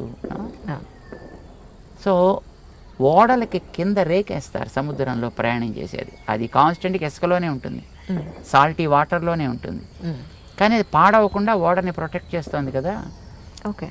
అది పోని సంపాదించి అలాంటి దాంతో తయారు చేస్తే అని ఆలోచన చేశాం. సామాన్యంగా ఆలోచించలేదండి. చాలా స్టెప్ వైజ్ ఫిల్టరేషన్ చేసి దానికోసం చేయగలిగిన వాళ్ళు ఎవరున్నారో కూడా కొంతమందిని ఐడెంటిఫై చేయడం జరిగింది. కానీ తర్వాత జరిగినటువంటి రీసెర్చ్ వల్ల మనం ఇలాంటి ఇప్పుడు ఇక్కడ పంచలోహాలతో తయారు చేసిన మూర్తి అన్నమాట ఇది. సో ఇలాంటి మూర్తి అయితే బాగుంటుంది అని డిసైడ్ చేసి, అది కూడా ఎలా ఉండాలి, ప్రపంచంలో ఎక్కడైనా ఏది ఎత్తైనది, ఏది పొడుగైనది, ఏది లావైనది, ఏది సన్నమైనది, ఏదైనా ప్రపంచంలో టాప్ ఆఫ్ ది వరల్డ్ అనేది జనరల్గా ఎవడైనా సెర్చ్ చేస్తాడు. ఎందుకంటే ఇప్పుడు Google is the playing the key role కదా ఇన్ ఎవ్రీథింగ్. సో ఏ మూల ప్రపంచంలో ఉండేవాడైనా వాట్ ఈజ్ ద టాలెస్ట్ అని క్లిక్ చేయగానే, సపోజ్ రామానుజుల వారి బొమ్మ వచ్చిందనుకోండి, ఇలా దండం పట్టుకుని కూర్చున్నాడు, ఎవడో ఆయన నమస్కారం పెడుతున్నాడు. అరే who is this guy holding a stick, doing some kind of the prostration type of thing. Why? Who is this guy? ఆయన తర్వాత వాడు దాని కింద చదివే ఛాన్సెస్ ఉంటాయి. ప్రపంచంలో ఏ మూల ఉండేవాడైనా ఎక్కడ వెతికినా ఇది పాపప్ కాగానే ఇది ఏమిటి అని వాడు పరిశీలన చేస్తే కనీసం వాడు దాని గురించి తెలుస్తుంది, వారు చేసిన పని గురించి తెలుస్తుంది. ఎందుకంటే 1000 ఏళ్ల క్రితం అంటే మాటలు కాదు కదా. అప్పటికి ఈవేళ మనం గొప్ప దేశాలు అనుకునేవి ఏవి ఆ వేళ లేవు. America no, Australia no, Germany no, Japan no, ఏమి లేవు కదా. చైనా నిన్న మొన్నటి దాకా అది కూడా నోలోనే ఉంది కదా. ఇప్పుడు వాళ్ళకి అయ్యో ఎందుకు మాకు ఇంత పాపులేషన్ వచ్చేసింది అని నెత్తి నోరు కొట్టుకునే స్థితిలో ఉండి మొన్నటి దాకా. అవునండి. అయితే that was a bane for them, now became a boon for them because of the policies they made. అవునండి. That became their energy today. It is the policy of the government, of course. That's a different issue. Yes, sir. ఆ వేళ ప్రపంచం స్థాయిలో ఏదైనా ఒక గుర్తింపు పొందిన ప్రాంతం ఉంది అంటే ఈ భూమి మీద, అది కేవలం మన భారతవర్షం. దీని హద్దులు ఎక్కడి దాకా అనేది వేరే విషయం. ఈవేళ మనం భారతం అని అనుకునేటటువంటి అందులో ఒక పార్ట్ మిగిలింది మనకి. కానీ నిజానికి ఈ భారతం అనేది ఇదివరకు అటు పక్కన మనం ఈస్ట్కి వెడితే వియత్నాం దాకా ఉండేది, ఓకే, ఇటు పైకి వెడితే రష్యా ప్రాంతం దాకా ఉండేది, ఇటు వెస్ట్కి వెడితే ఆల్మోస్ట్ యూరోపియన్ కంట్రీస్ దాకా ఉండేది. ఇదంతా మొత్తం భారతవర్షం కిందే ఉండేది మొత్తం ఏకంగా. ఇంత పెద్ద దేశం ప్రపంచంలో విజ్ఞానానికి వికాసానికి ఆవేళ మూలభూతంగా ఉండేది, సంపదలకి గనిగా నిలయంగా ఉండేది. చారిత్రక కారణాలు ఎన్నో దీన్ని ఇప్పుడు ఈవేళ ఉండే స్థాయికి తీసుకొచ్చాయనుకోండి, but that's a different issue. ఇలాంటి ప్రాంతానికి చెంది traditions and usages and customs, ఆచారాలు వ్యవహారాలు అనేవి నిప్పును కడిగి వాడేటటువంటి రోజుల్లో ఇంత ఉదారంగా ఆలోచన చేసి ఇంత విశాలమైనటువంటి ఒక ఐడియాలజీని డెవలప్ చేసినటువంటి ఒక వ్యక్తి ఒకడు ఉండేవాడు 1000 ఏళ్ల క్రితం. 120 సంవత్సరాలు అతను బతికాడు. ఎన్నో కష్ట నష్టాలు ఎదుర్కొని సమాజాన్ని ఒక త్రాటి మీదకి తెచ్చాడు. అందరికీ కూడా సమానమైనటువంటి హక్కులు ఉండాలి, అందరికీ సమానమైనటువంటి సుఖాన్ని వాళ్ళు పొందగలిగే అధికారం ఉండాలి, ఆడ మగ తేడా లేకుండా అందరికీ కూడా వారి వారి ఎబిలిటీస్ని వాళ్ళు బయటికి తెచ్చుకోగలిగేటటువంటి అవకాశాలు ఉండాలి అని ఆలోచన ఈవేళకి కూడా ఇంకా మనం అంత ఉదారంగా చేయటంలా. అవునండి. ఆ వేళ ఉదారంగా ఆలోచన చేయడం కాదు, దాన్ని అమలు పరిచి రిజల్ట్ చూపించిన వ్యక్తి ఆయన. గురువుగారు మంత్రం ఇస్తే ఎవరికి చెప్పదని బయటకు వచ్చి గోపురం ఎక్కి మంత్రాన్ని అందరికీ చెప్పి, ఎందుకు చెప్పావయ్యా, నా మాటని కాదన్నది నీకు నరకం వస్తుంది అని అంటే, మీ పాదాలు ముందు పెట్టుకు చెప్పాను కనుక చెప్పింది మీరే స్వామి, నేను కాదు, దీనివల్ల అందరూ తరిస్తారంటున్నారు కనుక మీ వల్లే అందరూ తరించారు, కానీ మీ మాట కాదన్నందుకు నేను కదా నరకానికి పోయేది, పర్వాలేదు, మీ వల్ల ప్రపంచం తరించి నేను ఒక్కడిని నరకానికి పోతే పర్వాలేదు, 100 మంది కోసం ఒకడు కష్టపడచ్చు, ఒకడి సుఖం కోసం కోట్లాది ప్రజల్ని కష్టపెట్టకూడదు, ఈ దేశాన్ని మొన్నటిదాకా పరిపాలించిన పాలకుల్లాగా. ఒక్క కుటుంబపు సుఖం కోసం మొత్తం జాతిని అంతటినీ కూడా నిర్వీర్యం చేశారు కదండి. అవునండి. ఈవేళ ఒక్క వ్యక్తి కష్టపడుతున్నాడు, మొత్తం దేశపు ప్రతిష్ట ప్రపంచంలో పెరిగింది కదా మోడీ గారి వల్ల. అవునండి. సో ఒక వ్యక్తి కష్టపడి జాతి అంతా సుఖపడితే పర్వాలేదు, అది మంచిదే. అంచేత నేను నరకానికి పోవడానికి కూడా సుఖమే, రెడీ అని అంటే గురువుగారికి గుండె కరిగిపోయి రామానుజులు వారిని కాగలించుకొని, మాకంటే నువ్వే గొప్పవాడివయా, అసలు ఇలాంటి ఆలోచనే మాకు రాలేదే, కనుక ఇక ఫ్యూచర్ జనరేషన్స్కి మా ఐడియాలజీ కాదు ఇవ్వాల్సింది, నీ ఐడియాలజీ ఇవ్వాలి. అంచేత మా కొడుకును కూడా నీకే అప్పగిస్తున్నాను, తీసుకో, దీన్ని నువ్వు ఇన్కల్కేట్ చెయ్యని చెప్పారు. That is what Ramanuja was. Okay okay. ఇది 1000 ఏళ్ల క్రితం. ఇది వారి చరిత్ర అనేది ఆ బొమ్మను చూసినప్పుడు గూగుల్లో పాపప్ అయితే వాడు దాన్ని చదవగలిగితే, అరే ఇలాంటి వ్యక్తులు కూడా కొందరు ఈ ప్రాంతంలో భూమి మీద ఉండేవారా, ఇది ఒక ప్రేరణ కాగలిగితే ఎక్కడి నుంచో ఎవరిలోనో ఒక స్పార్క్ వెలగచ్చు కదా. ఇది కావాలంటే అదేదో చిన్నది అయితే చాలదు, అంచేత పెద్దది కావాలి కనుక సరేదో చేద్దామని మేము స్టార్ట్ చేసాం. ఇది ఇక్కడ చోటు మా డాక్టర్ రామేశ్వరరావు గారిని వారు ఇచ్చారు ఈ చోటుని, ఇక్కడ చేరడానికి వారికి కావాల్సినటువంటి తోడ్పాటు ఇస్తున్నారు. అయితే ఇది ఎయిర్పోర్ట్ పక్కన వచ్చింది, అదృష్టమో దురదృష్టం రెండు అనుకోండి. దాంతో మాకు కొంత పైకి పెరగడానికి కూడా కొన్ని రెస్ట్రిక్షన్స్ ఉంటాయి కనుక ఎంతవరకు అవకాశం ఉంటుందో అంతవరకు మనం పెరుగుదామని కాస్త పెరిగేటప్పటికి అది 216 వచ్చింది. అప్పుడు మిగతా చోట్ల ఇంతకంటే టాలెస్ట్ ఏమున్నాయని చూస్తే ప్రపంచంలో metallic sitting statues only in Hong Kong. Okay, that is number 1. సరే దీనికంటే కొంచెం పెద్దది అనుకోండి, but that's okay, no problem. At least అది సెకండ్ అయితే అవుతుంది కదా. అంటే world second tallest sitting metallic statue okay అని స్టార్ట్ చేశారు ప్రాజెక్ట్ని. అందుకోసం ఇంత పెద్దదైంది. అయితే ఉత్త విగ్రహం పెడితే లావేంటి, ఒకసారి చూశారు అయిపోయింది, నెక్స్ట్ ఎందుకు రావాలి మళ్ళీ, 2 సార్లు చూస్తారు లేకపోతే 3 సార్లు చూస్తారు, తర్వాత మళ్ళీ ఇంక చూడరు కదా. అలా చూడాలంటే దాని దగ్గర టెక్నాలజీ మళ్ళీ ఇన్వాల్వ్మెంట్ కావాలి. రామానుజుల వారు ఇంత ఘనకార్యం చేశారంటే వారికి వెనకాల కొన్ని ప్రేరణలు ఉంటాయి. ఆ ప్రేరణ ఒక రామానుజులను తయారు చేస్తే అదే ప్రేరణ మనకి లభిస్తే ఇంకో ఎందరో రామానుజుల సమాజాన్ని తయారు కావచ్చు కదా. ఈవేళ తీవ్రవాదంతో ఒకే జాతిలో పరస్పర కలహాలు, ఒకే మతంలో పరస్పర కలహాలు. నిన్న మొన్న కూడా మనం ఈ కలహాలను, తీవ్రవాద కలహాలని మనం గమనించాం. అవునండి, నిన్న మొన్న కూడా. అంతకుముందు లంక, శ్రీలంక, అంతకుముందు సిరియా, అంతకుముందు మరొకటి రైట్. ఇవన్నీ ఇంకా ఎప్పటికీ మన మనసులో ఫ్రెష్గా ఉంటున్నాయి, ఉండేట్టు చేస్తున్నారు. ఈ తీవ్రవాదాలు పోవాలంటే ప్రేమ కావాలి. ఇప్పుడు ఒక వ్యక్తి మరొక వ్యక్తి మీద ప్రేమ ఉన్నప్పుడు వాడిని వీడు కొట్టలేడు, తిట్టలేడు. వాడిలో ఉండే గుణాన్ని అర్థం చేసుకునే ప్రయత్నం చేస్తాడు, వాడికి అనుకూలంగా తను పరివర్తన చెందే ప్రయత్నం చేస్తాడు. ప్రేమ రహిత్యమైనటువంటి సొసైటీ కావడం వల్ల తీవ్రవాదాలు పెరుగుతున్నాయి. ప్రేమకి ఆజ్యం పోసి పెంచిన రామానుజాచార్యుల వారు. ఇప్పుడు వారు భక్తి సిద్ధాంతాన్ని తీసుకొచ్చారు. భక్తి ఈజ్ నథింగ్ బట్ ప్రేమ. ఆ ప్రేమ ఎట్లాంటి ప్రేమ కావాలి? ఒక వ్యక్తి మరొక వ్యక్తిని ప్రేమించడం అంటే కేవలం ఫిజికల్గా ప్రేమించడం కాదు కదా. ఇప్పుడు వాడు నేను కూడా ఒక ఆరిజిన్ నుంచి, ఒక అమ్మ నుంచి వచ్చిన వాళ్ళం, ఒక తండ్రి నుంచి వచ్చిన వాళ్ళం, సోదరులం కనుక ప్రేమించాలి. ఇప్పుడు మనందరికీ మాత తల్లి మన భూమి. ఈ భూమిని ఎత్తినవాడు తండ్రి మనకందరికీ. కనుక ఒక భగవంతుడు ఒకడున్నాడని, ఒక తల్లి మనకు ఒకటి ఉందని తెలిస్తే నువ్వు తెల్లవాడివి కావచ్చు, నువ్వు నల్లవాడివి కావచ్చు, నువ్వు చామంచాయవాడివి కావచ్చు, అట్లీస్ట్ ఒక అర్థం చేసుకోగలిగే ప్రేమ తత్వాన్ని పెంచుకోగలిగే అవకాశం ఏర్పడుతుంది.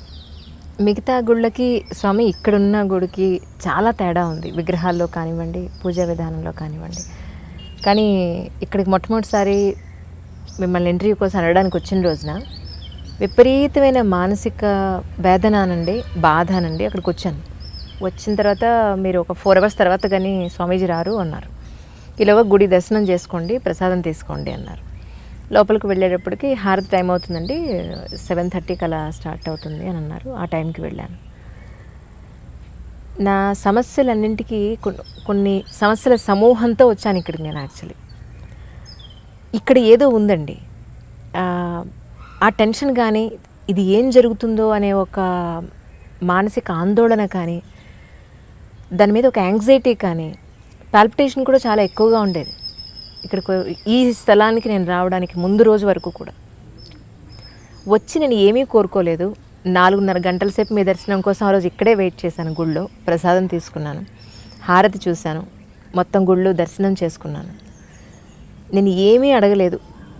కాసేపు అలా కూర్చుని చాలాసేపు కన్నీళ్ళు పెట్టుకుని కూర్చున్నాను. ఒక సొల్యూషనా, ఒక స్వాంతన, బట్ దాని మీద అయితే నాకు టెన్షన్ లేదండి. చాలా ప్రశాంతంగా అనిపించింది. ఇక్కడ ఏదో ఉంది అని అనుకున్నాను. నిజంగా నమ్మాను. ఇంటికి వెళ్ళాక కూడా అదే అనుకున్నాను. ఒక పని చేయాలన్నా, ఒక కష్టంలో ఉన్నానన్నా, మిమ్మల్ని ఆ రోజు చూసిన మీ రూపం, లేదా ఈ గుళ్ళో చూసిన భగవంతుడి ఈ స్థలం ఒక్కసారి తలుచుకుంటే మాత్రం ప్రశాంతత అనేది మాత్రం వస్తుందండి.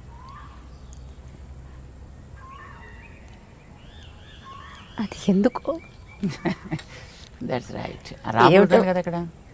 నాకు రీజన్ తెలీదు, but I felt really I got lot of piece అన్నమాట.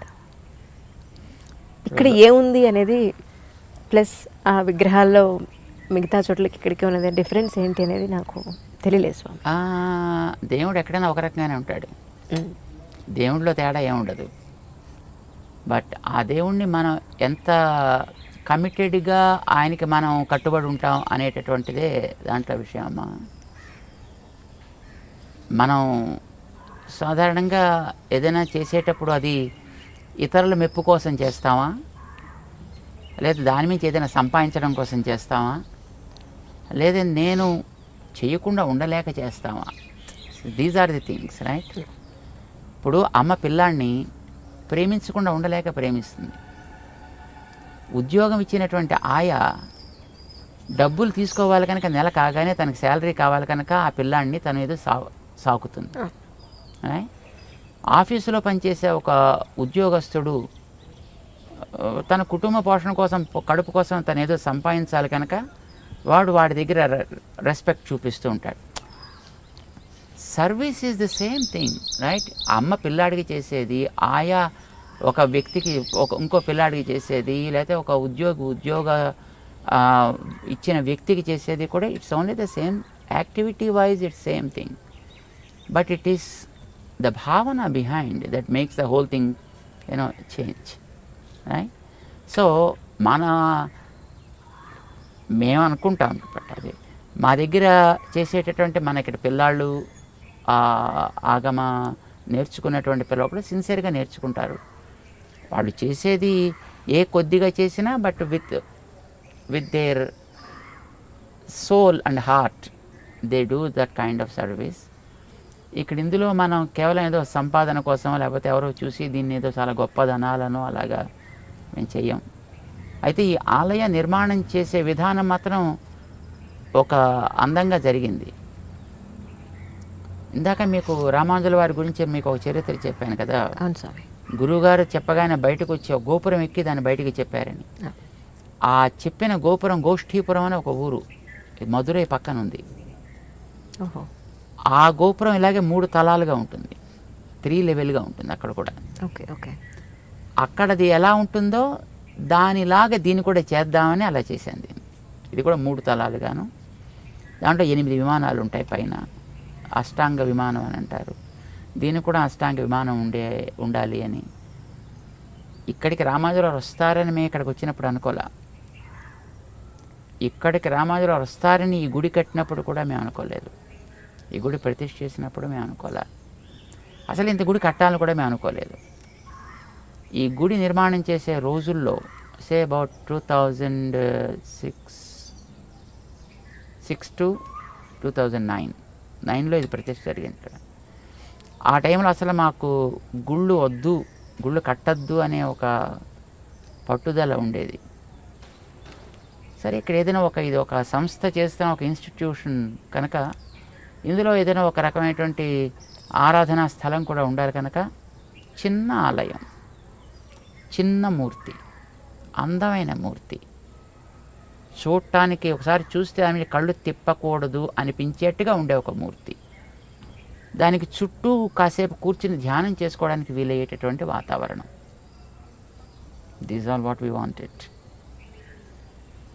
But as you said rightly, ఈ స్థలంలో ఏముందో కానీ నిజంగా అండి అది ఇంత చేయాలని అనుకున్నది మా ఆధీనంలో లేకుండానే ఇంత అయింది.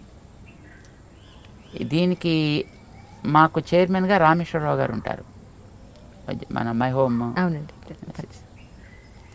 సో మేము వారు అనుకునే కార్యక్రమాలు ఏదైనా చేస్తాం ఇక్కడ. వారు కూడా చాలా సహృదయులు, ఉదారులు, మంచి మనిషి. బాగా వారికి ఆలోచన లేదు, ఇలా ఇంత పెద్దది చేయాలని వారు అనుకోలేదు, మేము అనుకోలేదు. కానీ లేకుండానే ఇది ఇంత స్థాయికి వచ్చింది.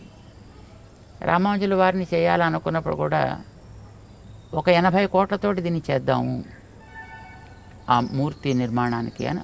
That is how just we thought of doing that. రామానుజుల వారికి ప్రేరణ కలిగించిన 108 స్థానాలు ఉన్నాయి, క్షేత్రాలు, 108 దివ్యదేశాలు అంటారు వాటిని. ఆ 108 దివ్యదేశాలు కూడా చుట్టూ రావాలి అని తర్వాత దాంట్లో జాయిన్ అయింది. అది నిర్మాణం జరుగుతుంది అనుకోండి అది. ఆ తర్వాత రామానుజుల వారి కార్యాలు ఏమిటో తెలియకుండా జనాలు దాన్ని ఎందుకు ఆదరించగలుగుతారు? ఏదో పెద్ద విగ్రహం సరదాగా చూసాం, అయిపోయింది అనుకుంటారు. ఇప్పుడు ఆ టెక్నాలజీ కూడా తీసుకొచ్చి దాంట్లో పెట్టాలి. అక్కడికి వచ్చిన తర్వాత వాళ్ళకి అది కూడా కనిపించాలి. They have to travel to that time, they have to travel to that situations, they have to experience what exactly Ramanuja did during those periods. ఇది కావాలి. ఇది అంటే కొంచెం టెక్నాలజీ ఇప్పుడు మనకు అందుబాటులో ఉంది కనుక ఉన్న టెక్నాలజీని వాడి మనం ఏదైనా చేయాలి.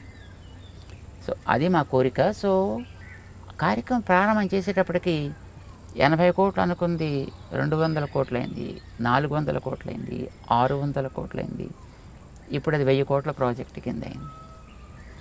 అది ఎందుకైంది, ఎలా అయింది మాకు తెలీదు. పోనీ అంత డబ్బు మేము ఉండి చేస్తున్నామంటే మేము ఉండి చేసేవాళ్ళం అయితే కానే కాదు, ఎందుకంటే మా దగ్గర జేబులు కూడా ఉండవు. సో అది ఎవరికో బుద్ధి కలుగుతోంది, ఎవరో తీసుకొస్తున్నారు, ఎవరో చేస్తున్నారు. బట్ చేసేదంతా జెన్యున్గానే చేస్తున్నాం. ఏదో ఎవరు వాడిని మోసం చేసి ఇలాగేం చేయటం లేదు. ఎంతవరకు చేయొచ్చునో అంతవరకు, ఏది మనకి లీగల్లీ పర్మిటెడ్, ఎంతవరకు మన న్యాయంగా ధర్మంగా చేయొచ్చునో అంతవరకు చేయాలనేది కార్యక్రమం చేస్తున్నాం. నడుస్తోంది. ఒకసారి వేగంగా నడుస్తుంది, ఒకసారి మెల్లిగా నడుస్తుంది. అది మన చేతుల్లో ఉండదు కాదు కదా. ఇంత పెద్ద ప్రాజెక్ట్ అయింది. చిన్న ఆలయం అనుకుంది ఇంత పెద్ద ఆలయం అయింది. రామానుజుల వారిని ఏదో చిన్నగా చేద్దాం అనుకుంది, ఇప్పుడు ఇంత పెద్దదైంది. సో ప్రాబబ్లీ అది స్థాన బలిమి కానీ తన బలిమి కాదయా అన్నాడు వేమన గారు. ఈ స్థానానికి ఉండే బలం కావచ్చు. ఈ స్థానాన్ని ఆక్రమించినటువంటి స్వామి దాంట్లో రామచంద్రుడు కనుక ఆయన అనుగ్రహం కావచ్చు. ఇక్కడ గుడిలో మీరు కింద రామాలయం నిర్మించారు, ఆ తర్వాత విష్ణుమూర్తిని పెట్టిన, ఆ తర్వాత రంగనాథుడు. సో అంటే ఈ భగవత్ రూపాలను పెట్టడానికి ప్రత్యేకంగా ఏదైనా కారణం ఉందండి? ఇప్పుడు మన మనుషులుగా బతకాల్సిన వాళ్ళం. అయితే ఎవరైనా వచ్చి అబ్బా నువ్వు సాక్షాత్ దేవుడు అంటే మనకి కొంచెం చొక్కా చిరిగిపోతుంది ఆనందంతో. కానీ మన దేవుళ్ళకి కావాలని మనకు కూడా తెలుసును. దేవుళ్ళుగా డిక్లేర్ చేసుకునే వాళ్ళు కూడా వాళ్ళు దేవుళ్ళు కాదని వాళ్ళకే తెలుసును. కానీ దేవుళ్ళు అనుకోవాలని అనిపిస్తుంది ఎవరికైనా, రైట్? కానీ మనం అలా అనుకోవడానికి వీల్లేదు. దేవుడే రాముడే వచ్చినప్పుడు నువ్వు దేవుడువయా అని అంటే, లేదండి నేను మనిషిగానే ఉండాలనుకుంటున్నాను, నన్ను మనిషిగానే ఉండనివ్వండి అన్నాడే. అంటే దేవుడి కంటే మనిషి చాలా గొప్పవాడు అని చెప్పడం కోసం ఆయన చేసిన పని అది.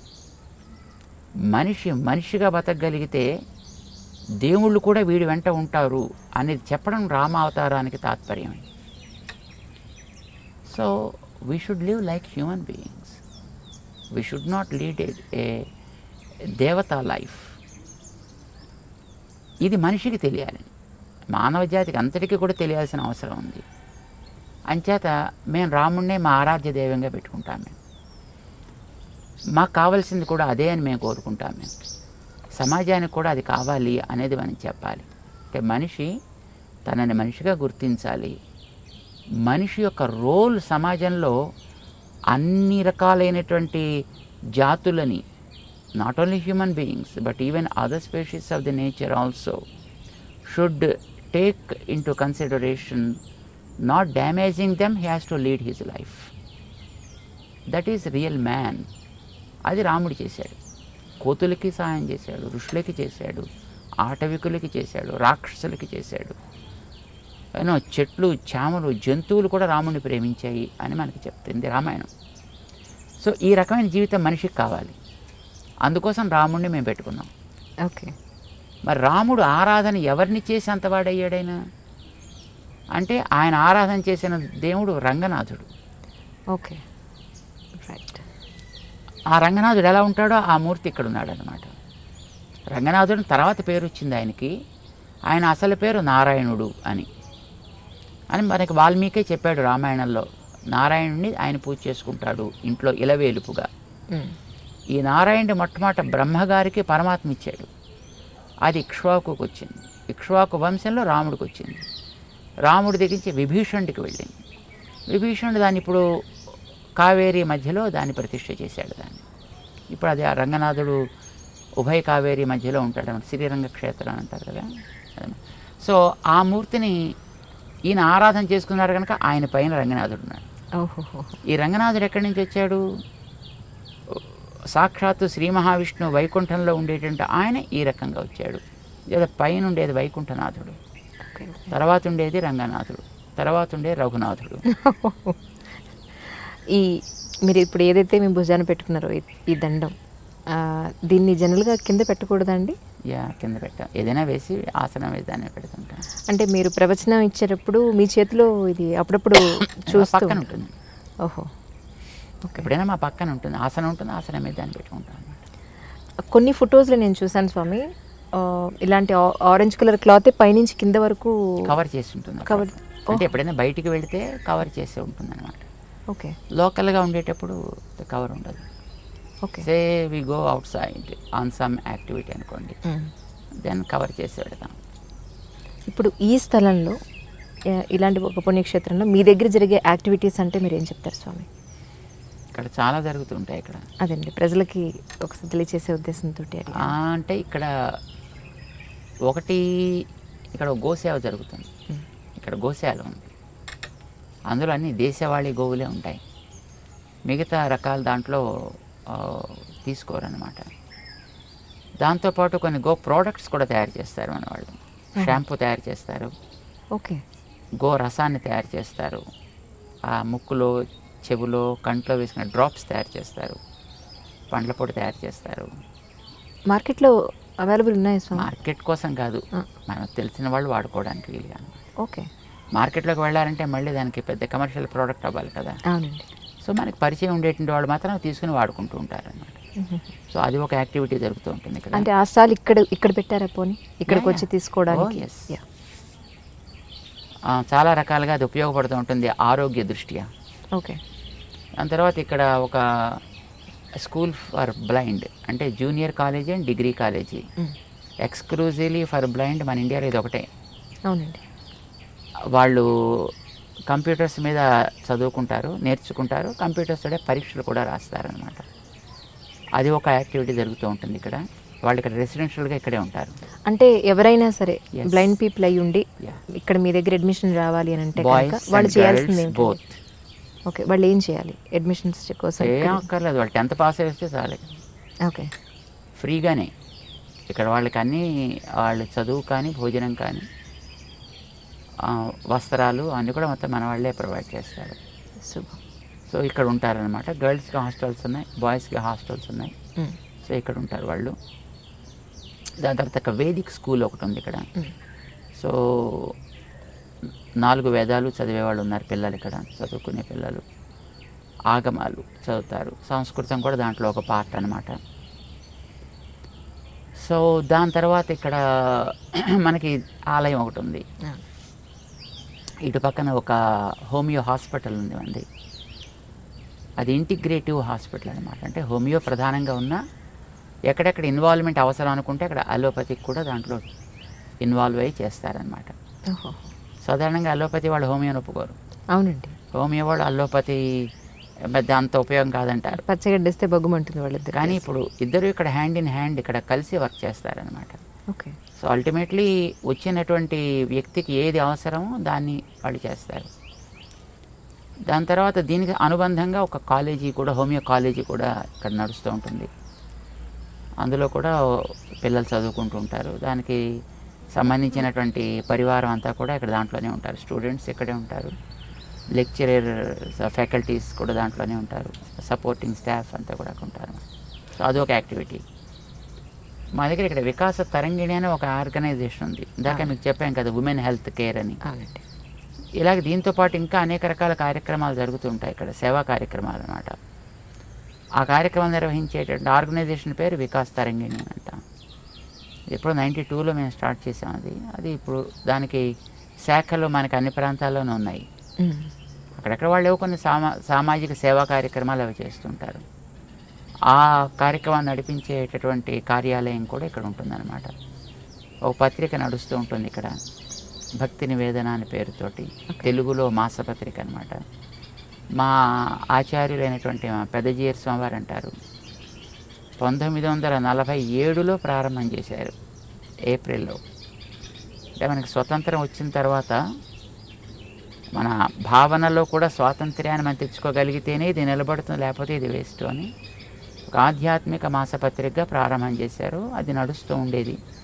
దాన్ని ఇప్పుడు ఇక్కడికి మార్చి ఇక్కడి నుంచి దాన్ని వేస్తుంటారనమాట. అది ఒక కార్యక్రమం. దీంతోపాటు ఇంకా ఏమైనా కొన్ని అక్కడక్కడ ఏదైనా సామాజికంగా కార్యక్రమాలు జరుగుతుంటే, ఇప్పుడు ఏదో కన్స్ట్రక్షన్స్ జరుగుతుంటాయి, టెంపుల్స్ కడుతుంటారు, వాటి ప్రతిష్టలు అడుగుతుంటారు. సో అలాంటివి కూడా ఇక్కడ చేస్తుంటాం. మీరు ఏమనుకోకపోతే ఒక ప్రశ్న, మీరు చదువుకునేటప్పుడు మీ కుటుంబ ఆర్థిక పరిస్థితి అంతగా స్ట్రాంగ్ లేకపోవడం వల్లే ఇటు సన్యాసాశ్రమం తీసుకోవడానికి వచ్చిందా అనే ఒక అపోహ కొంతమందిలో ఉంది. సో అది ఎంతవరకు నిజం అంటారు మీ ఉద్దేశ ప్రకారం స్వామి? ఆర్థికమైన దానివల్ల ఇటు రావడం అనేది జరగలేదు. ఎందుకంటే మాకు అప్పట్లో వాళ్ళు కూడా చిన్న భూస్వాములాగే ఉండేవారు. ఓకే స్వామి. So they used to have some properties, some lands and landed properties, and they have their own house. Okay. And they used to live by themselves, of course, because my పూర్వాశ్రమంలో father was a doctor. Okay. All the family లో ఉండే వాళ్ళంతా కూడా డాక్టర్సే. Stable family. So అంటే ఆర్థికమైనటువంటి వెసులుబాటు ఉండి రావడం జరగలేదు. అయితే మేము ఇక్కడికి చిన్నప్పటి నుంచి మేము ఆర్ఎస్ఎస్లో ఉండేవాళ్ళం. కొంత ఓరియంటేషన్ ఆ రకంగా ఏర్పడింది అనమాట. ఏదో చెయ్యాలి అనేటటువంటి ఒక తపన ఒకటి జనరల్గానే ఉండేది. కొంతకాలం ఏదో కమ్యూనిస్ట్ యాక్టివిటీస్లోకి వెళ్ళాము, ఏదో అది కూడా చేయాలని కోరికతోటి. ఏవో కొంతకాలం ఇంకా ఇలాంటివి తీవ్రవాద సంస్థల్లో ఉండే, తీవ్రవాదం అంటే అతివాదం కాదన్నమాట, అలా ఉండే, అది కూడా ఏదో చెయ్యాలనే కోరికతోటి. కొంతకాలం ఏదో నాస్తికంగా ఉండేవాళ్ళం. వాస్తవం తెలుసుకోవాలనే కోరిక ఒకటి ఉండేది ఎప్పుడు మనసులో. ఆ వాస్తవం తెలుసుకోవడానికి ప్రశ్న వేస్తా అనుకోండి, ఎవరినైనా సమాధానం చెప్పి మనని తృప్తిపరచగలిగితే will be all right. Suppose మనతో మాట్లాడిన వాళ్ళు మనని తృప్తిపరచలేకపోయారు అనుకోండి, సమాధానం చెప్పలేకపోయారు అనుకోండి, నేను అనుకుందే కరెక్ట్ అని అనిపించి దాంట్లో మనం మరింత మొండివాళ్ళం అయిపోతాం. కామన్ స్థితి అదే కదా. ఇప్పుడు మీ పిల్లవాడు మిమ్మల్ని క్వశ్చన్ వేసాడు అనుకోండి, మీరు దాని సమాధానం చెప్పలేరు. మీరు ఎందుకు బొట్టు పెట్టుకుంటున్నావమ్మా అని అడిగారు అనుకోండి, you can't say, you can't reply. Then he thinks it's a bad habit probably. So వాళ్ళంతా చేదస్తాం. ఈ ఐడియాలు ఎలా వచ్చేస్తుంది? సో మేము కూడా ఒకనాడు కొంతకాలం ఆ రకమైనటువంటి స్థితిలో కొంత ప్రవాహం సాగింది. ఆ తర్వాత కొన్ని కారణాల చేత మేము ఇక్కడ హైదరాబాద్ రావడం జరిగింది. ఇక్కడేదో కొంత చదువుకున్నాం, ఇక్కడేదో కొన్ని ఉద్యోగాలు చేసాం. ఆ తర్వాత మా పెద్ద స్వామి వారి దగ్గరికి మాకెప్పుడు ఇలాంటి వాటి మీద పెద్ద శ్రద్ధ ఉండేది కాదు, ఆధ్యాత్మికం ఎప్పుడు దృష్టి ఉండేది కాదు. చెప్పాక నాస్తికంలో కూడా కొంతకాలం ఉన్నాము. అలా ఉండే సిచ్యువేషన్లో ఒకనాడు ఒక కారణం చేత ఒక కార్యం చేయడం కోసమని పెద్ద స్వామి వారి దగ్గర వెళ్ళాల్సి వచ్చింది. వెళ్ళాం. వెళ్ళిన తర్వాత మాకు స్టెనోగ్రఫీ కూడా వచ్చును. సో వారికి అప్పుడే స్టెనోగ్రాఫర్ కావాలి అని just he made A just general announcement అది అవుట్ సైడ్. సరే పోనీ మనం ఎందుకు చేయకూడదు అది అని అనిపించింది. So that's how just we came to Swamiji. But when we came here we got hundreds of questions in our mind, so many negative thoughts in our mind. But once we came to Swamiji, we never asked Swamiji for clarification. Kani in course of time, because we used to take care of the office activities basically. Type చేయడం, వారైనా అప్పట్లో temples renovation అని ఒక committee ఉండేది వారి. So ఆ committee తరఫున ఏదైనా కార్యక్రమాలు జరిగేటప్పుడు ఏదైనా నోట్స్ తీసుకోవడం, పంపించడం, లెటర్స్ పంపించడం, సర్క్యులర్స్ పంపించడం, ఇలాంటి కార్యక్రమాలు చేస్తుండేవాళ్ళం. ఆ సందర్భంలో వారితో పాటే తిరుగుతూ ఉండేవాళ్ళం. ఆ తిరిగే సందర్భంలో వారు మాట్లాడే మాటల వల్ల వాటి వల్ల though we're not very keen in listening to discourses also, కానీ బట్ దట్స్ హౌ స్లోలీ అప్పుడు మనసులో ఉండేటటువంటి భావాల్లో ఒక పరిపాకం కలిగింది, ఒక పక్వత ఏర్పడింది. కొంతకాలం అయిన తర్వాత మళ్ళీ వారే పంపించారు, చదువుకోవడం కోసం పంపించారు. సో మా గోపాలాచార్య స్వామి వారిని ఇంకో గురువు గారు ఉండేవారు, వారి దగ్గరికి మమ్మల్ని పంపించారు. వీరికి కావాల్సిన చదువు చెప్పండి. Then we gone through the gurukulam process. ఇప్పుడు చదువుకోవడానికి వేదాంత విద్య చదువుకోవడానికి వెళ్ళి ఇంకా చదువుకున్నాక వారి అనుగ్రహం చేత ఏదో కొద్దిగా ఆధ్యాత్మిక కార్యక్రమాలు చెయ్యాలి, ఇవి అవసరము అనేటటువంటి భావన వచ్చింది. That was what was continuing. మేము ఇలా రావాలి అని అనుకోలేదు, ఇలా వస్తామని కూడా మేము ఎప్పుడు అనుకోలేదు. ఆ తర్వాత మా పెద్ద స్వామివారు సిద్ధి పొందిన తర్వాత 1979 డిసెంబర్ 31 వైకుంఠ ఏకాదశి నాడు వారు పరమపదించారు.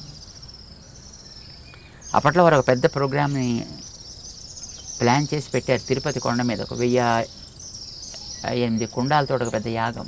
ఓకే. అప్పుడు ఇంకా మేము చదువుకుంటున్నాము.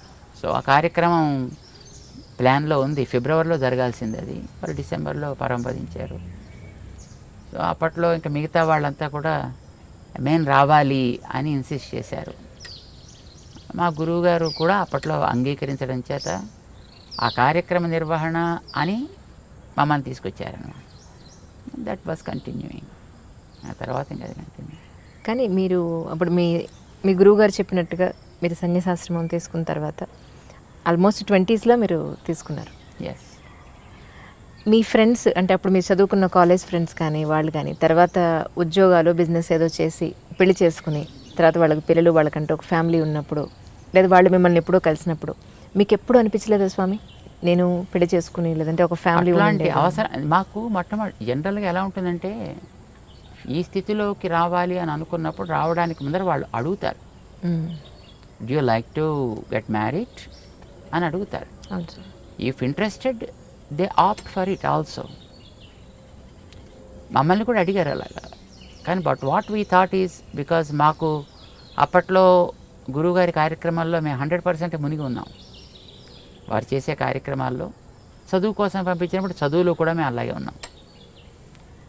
అందులో ఉండేటప్పుడు ఈ కార్యక్రమం ఒకటి కొత్తగా తీసుకోవాలి, ఎందుకంటే ఇది వారు ప్లాన్ చేసి పెట్టిన కార్యక్రమాలు కొన్ని ఉన్నాయి, అవి నడవాల్సిన అవసరం ఉంది. వారు మనని ఈ రకంగా తీర్చిదిద్దిన తర్వాత అంటే when he made an instrument, that instrument should work for the person who made it. So మమ్మల్ని ఇలా తయారు చేసిన తర్వాత వారి యొక్క ఆశయం కోసం మనం ఉండాలి, చెయ్యాలి అని ఒక నిర్ణయం ఏర్పడ్డ తర్వాత they asked us would you like to get this?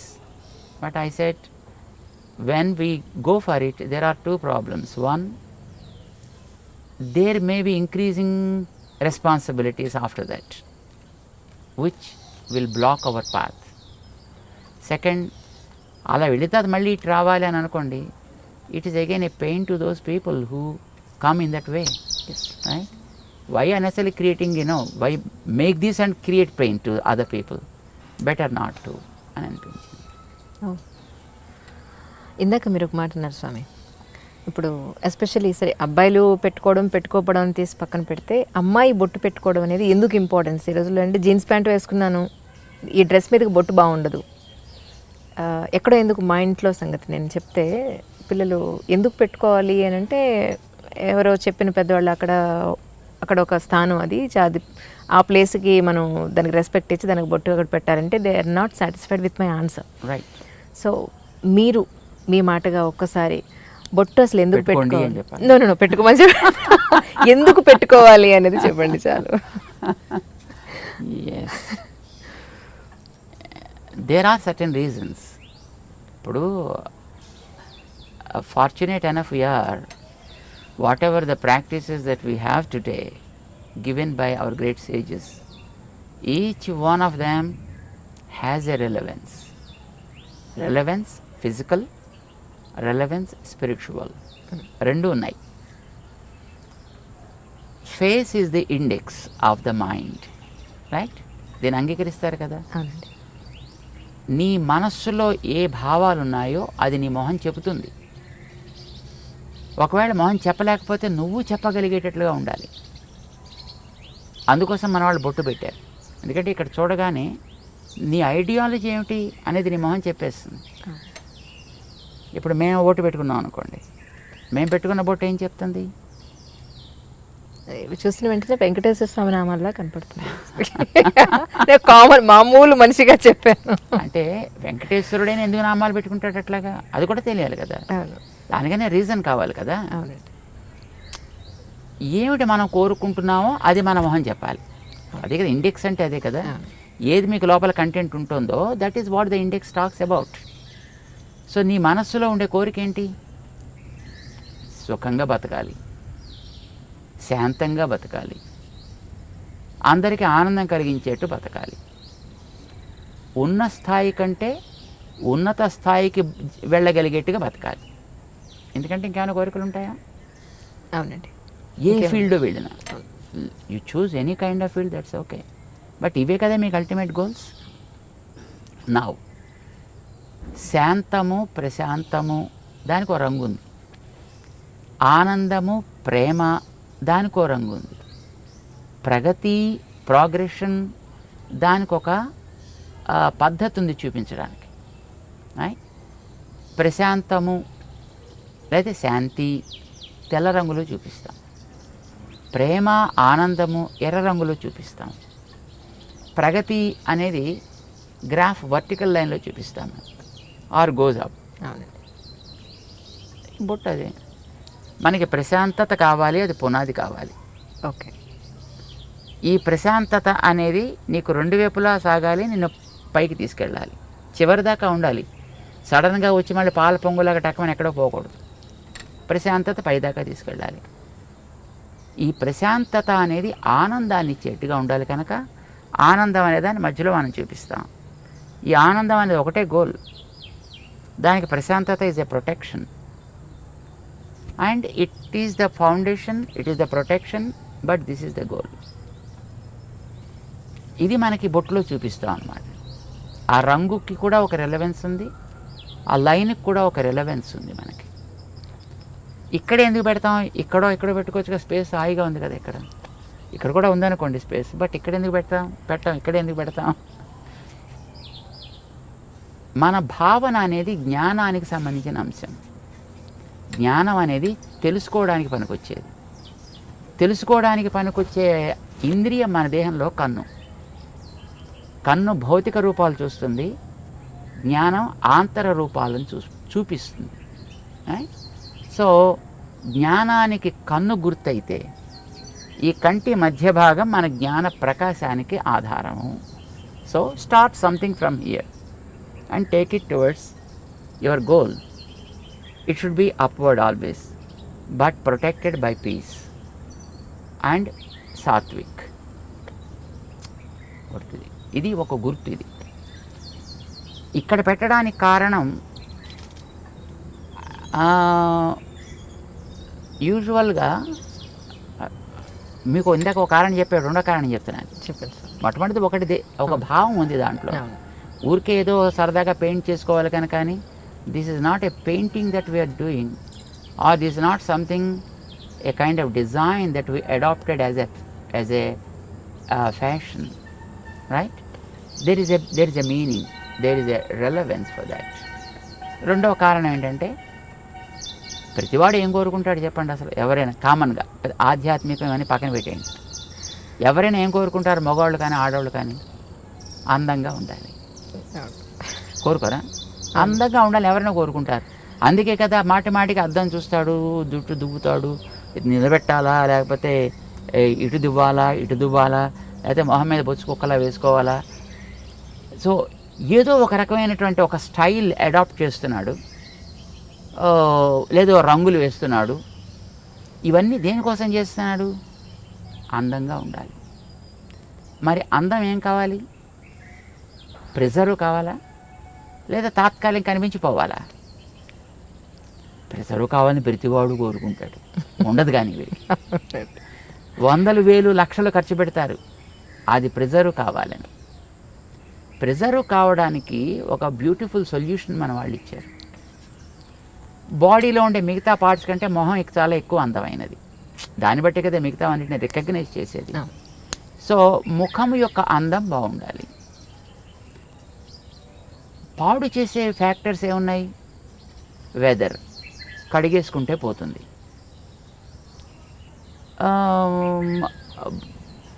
నీరసం, తింటే పోతుంది, లేదా తాగితే పోతుంది. కానీ ఒక వ్యక్తి యొక్క చూపు వల్ల కలిగేటటువంటి ప్రభావం వీటి వల్ల పోదు. ఓకే, మనిషి చూపు వల్ల కూడా కొన్ని ప్రభావాలు ఉంటాయి. చూపు ఈజ్ వెరీ వెరీ పవర్ఫుల్. చూడండి, ఇప్పుడు కొన్ని వందల మంది కూర్చున్నా ఒకసారి మనం అలా చూస్తే ఎవరిని చూస్తున్నాం అనేటటువంటిది స్ట్రైట్గా రికగ్నైజ్ చేయొచ్చు. And the person also will be able to understand as he is looking at me. Our visions beam is very very straight and strong and very powerful also. ఇప్పుడు మీరు ఒక ఫోటో పెట్టుకుని లేదా ఒక మనిషి ఎదురుకుండా కూర్చున్నప్పుడు మీ ప్రవర్తన ఒకే రకంగా ఉంటుందా? ఉండదు. తేడా ఏంటి? This is life, is a lively. So జ్ఞాన ప్రసారణ సాగుతోంది ఇక్కడి నుంచి. ఆ జ్ఞాన ప్రసారణ is very powerful. Sometimes that is positive, sometimes it's negative also, sometimes it may be passive too. కానీ మోస్ట్లీ నెగిటివిటీ ఎక్కువ ఉంటుందండి మనుషుల్లో. బికాజ్ కరప్టెడ్ స్పీషీస్, ఇందాక మీకు చెప్పాం కదా, మనిషే. మిగతా జీవరాశులన్నీ కూడా they are not corrupted, they are by themselves. వాటి మానవ బతుకుతున్నాయి. జెలసీ, ఈగోస్, యారోగెన్స్ ఇలాంటివన్నీ ఉండేది మనిషికే కదా, మిగతా ప్రాణులకు ఉండదు పెద్దగాను. సో వీడి చూపు కూడా వాటితోటే కరప్ట్ అయి ఉంటుందండి. ఈ కరప్టెడ్ విజన్ వల్ల కొన్ని ప్రమాదాలు కూడా జరిగే అవకాశాలు ఉన్నాయి. మేము చూడలేదు కానీ మేము విన్నాం. ఒక మా గురువుగారు ఉండేటువంటి ఊళ్ళో వారి ప్రథమ వయస్సులో అన్నమాట, అంటే probably when he was 20s or 30s I suppose. ఒక ఓల్డ్ లేడీ ఒక ఆవిడ ఉండేది. ఆవిడలా రోడ్డు మీద పెడుతూ ఏ ఇంట్లో, అబ్బా జామ చెట్టు బాగా కాసిందే అందనుకోండి, మన్నాడు కాయలన్నీ ఎండిపోయేవి. ఇది కొంతమందిలో నేను కూడా చూశాను సార్, నిజంగా కరెక్ట్ అది మీరు చెప్పింది, 100% కరెక్ట్. అలాగే వెడుతూ పాలు పితుకుతుంటే, అమ్మో మీ ఆవు బాగానే పాలిస్తోంది అందనుకోండి, మన్నాడు పాలు ఎగచేపేసేది ఆవు. Oh my God. This is a kind of evil eye, what we call it is an evil eye. Okay, దృష్టి దోషము అని అంటారు దాన్ని. ఈ దృష్టి దోషం ఈజ్ వెరీ పవర్ఫుల్, మిగతా వాటికంటే చాలా powerful. Weather impact is not much powerful. తినకపోతే వచ్చే weakness is not much powerful. Or ఎవడైనా వచ్చి 4 వాయిస్తే దానివల్ల కూడా అందం పెద్ద చెదిరిపోయేది ఏమి ఉండదండి.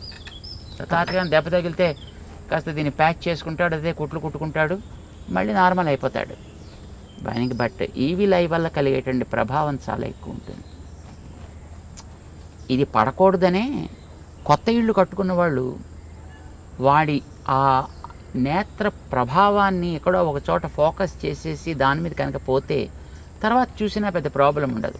The first beam is very powerful.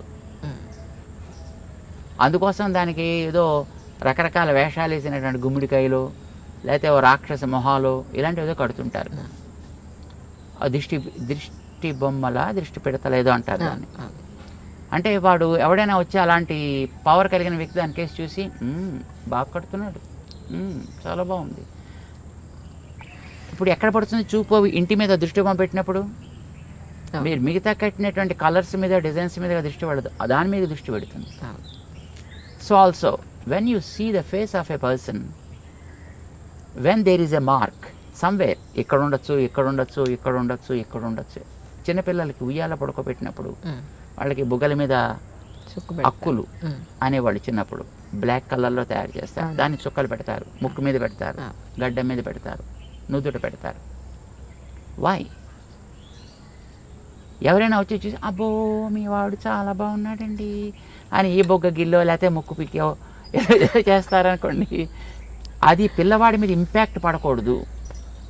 ఇప్పుడు చూడగానే ఎక్కడ పడుతుంది చెప్పండి దృష్టి?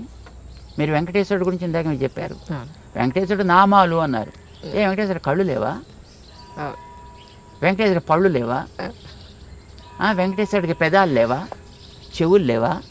మరి మీకు నామం మీద ఎందుకు దృష్టి పడింది? See, whenever you have something there, your vision goes and falls directly on that. And when it falls on that, then the impact, the evil impact of the vision is gone. ఇంకా తర్వాత వాడు మిగతా parts చూసినా దానివల్ల పెద్ద ప్రమాదమే ఉండదు. అందం నాకు బాగుండాలి అని అనుకునేటటువంటి ఒక శ్రద్ధ కలిగిన వ్యక్తి నిజంగా వాడికి ఆ కన్సర్న్ కనుక ఉన్నట్టయితే ఎక్కడ అందం ఉందో అక్కడ ఒక ప్రొటెక్షన్ ఏర్పాటు చేసుకోండి ఇలాంటి వాటి నుంచి దాన్ని రక్షించడానికి. చెవులు అందంగా ఉండాలనుకున్నారు కానీ చెవులకి దుద్దులు పెట్టారు. ఓకే. మెడ అందంగా ఉండాలనుకున్నారు కానీ అదేదో మెడ శంఖంలో ఏదో ఉంటుంది. అందంగా ఉండాలనుకున్న వాళ్ళు మెడలో నెక్లెస్ పెట్టారు.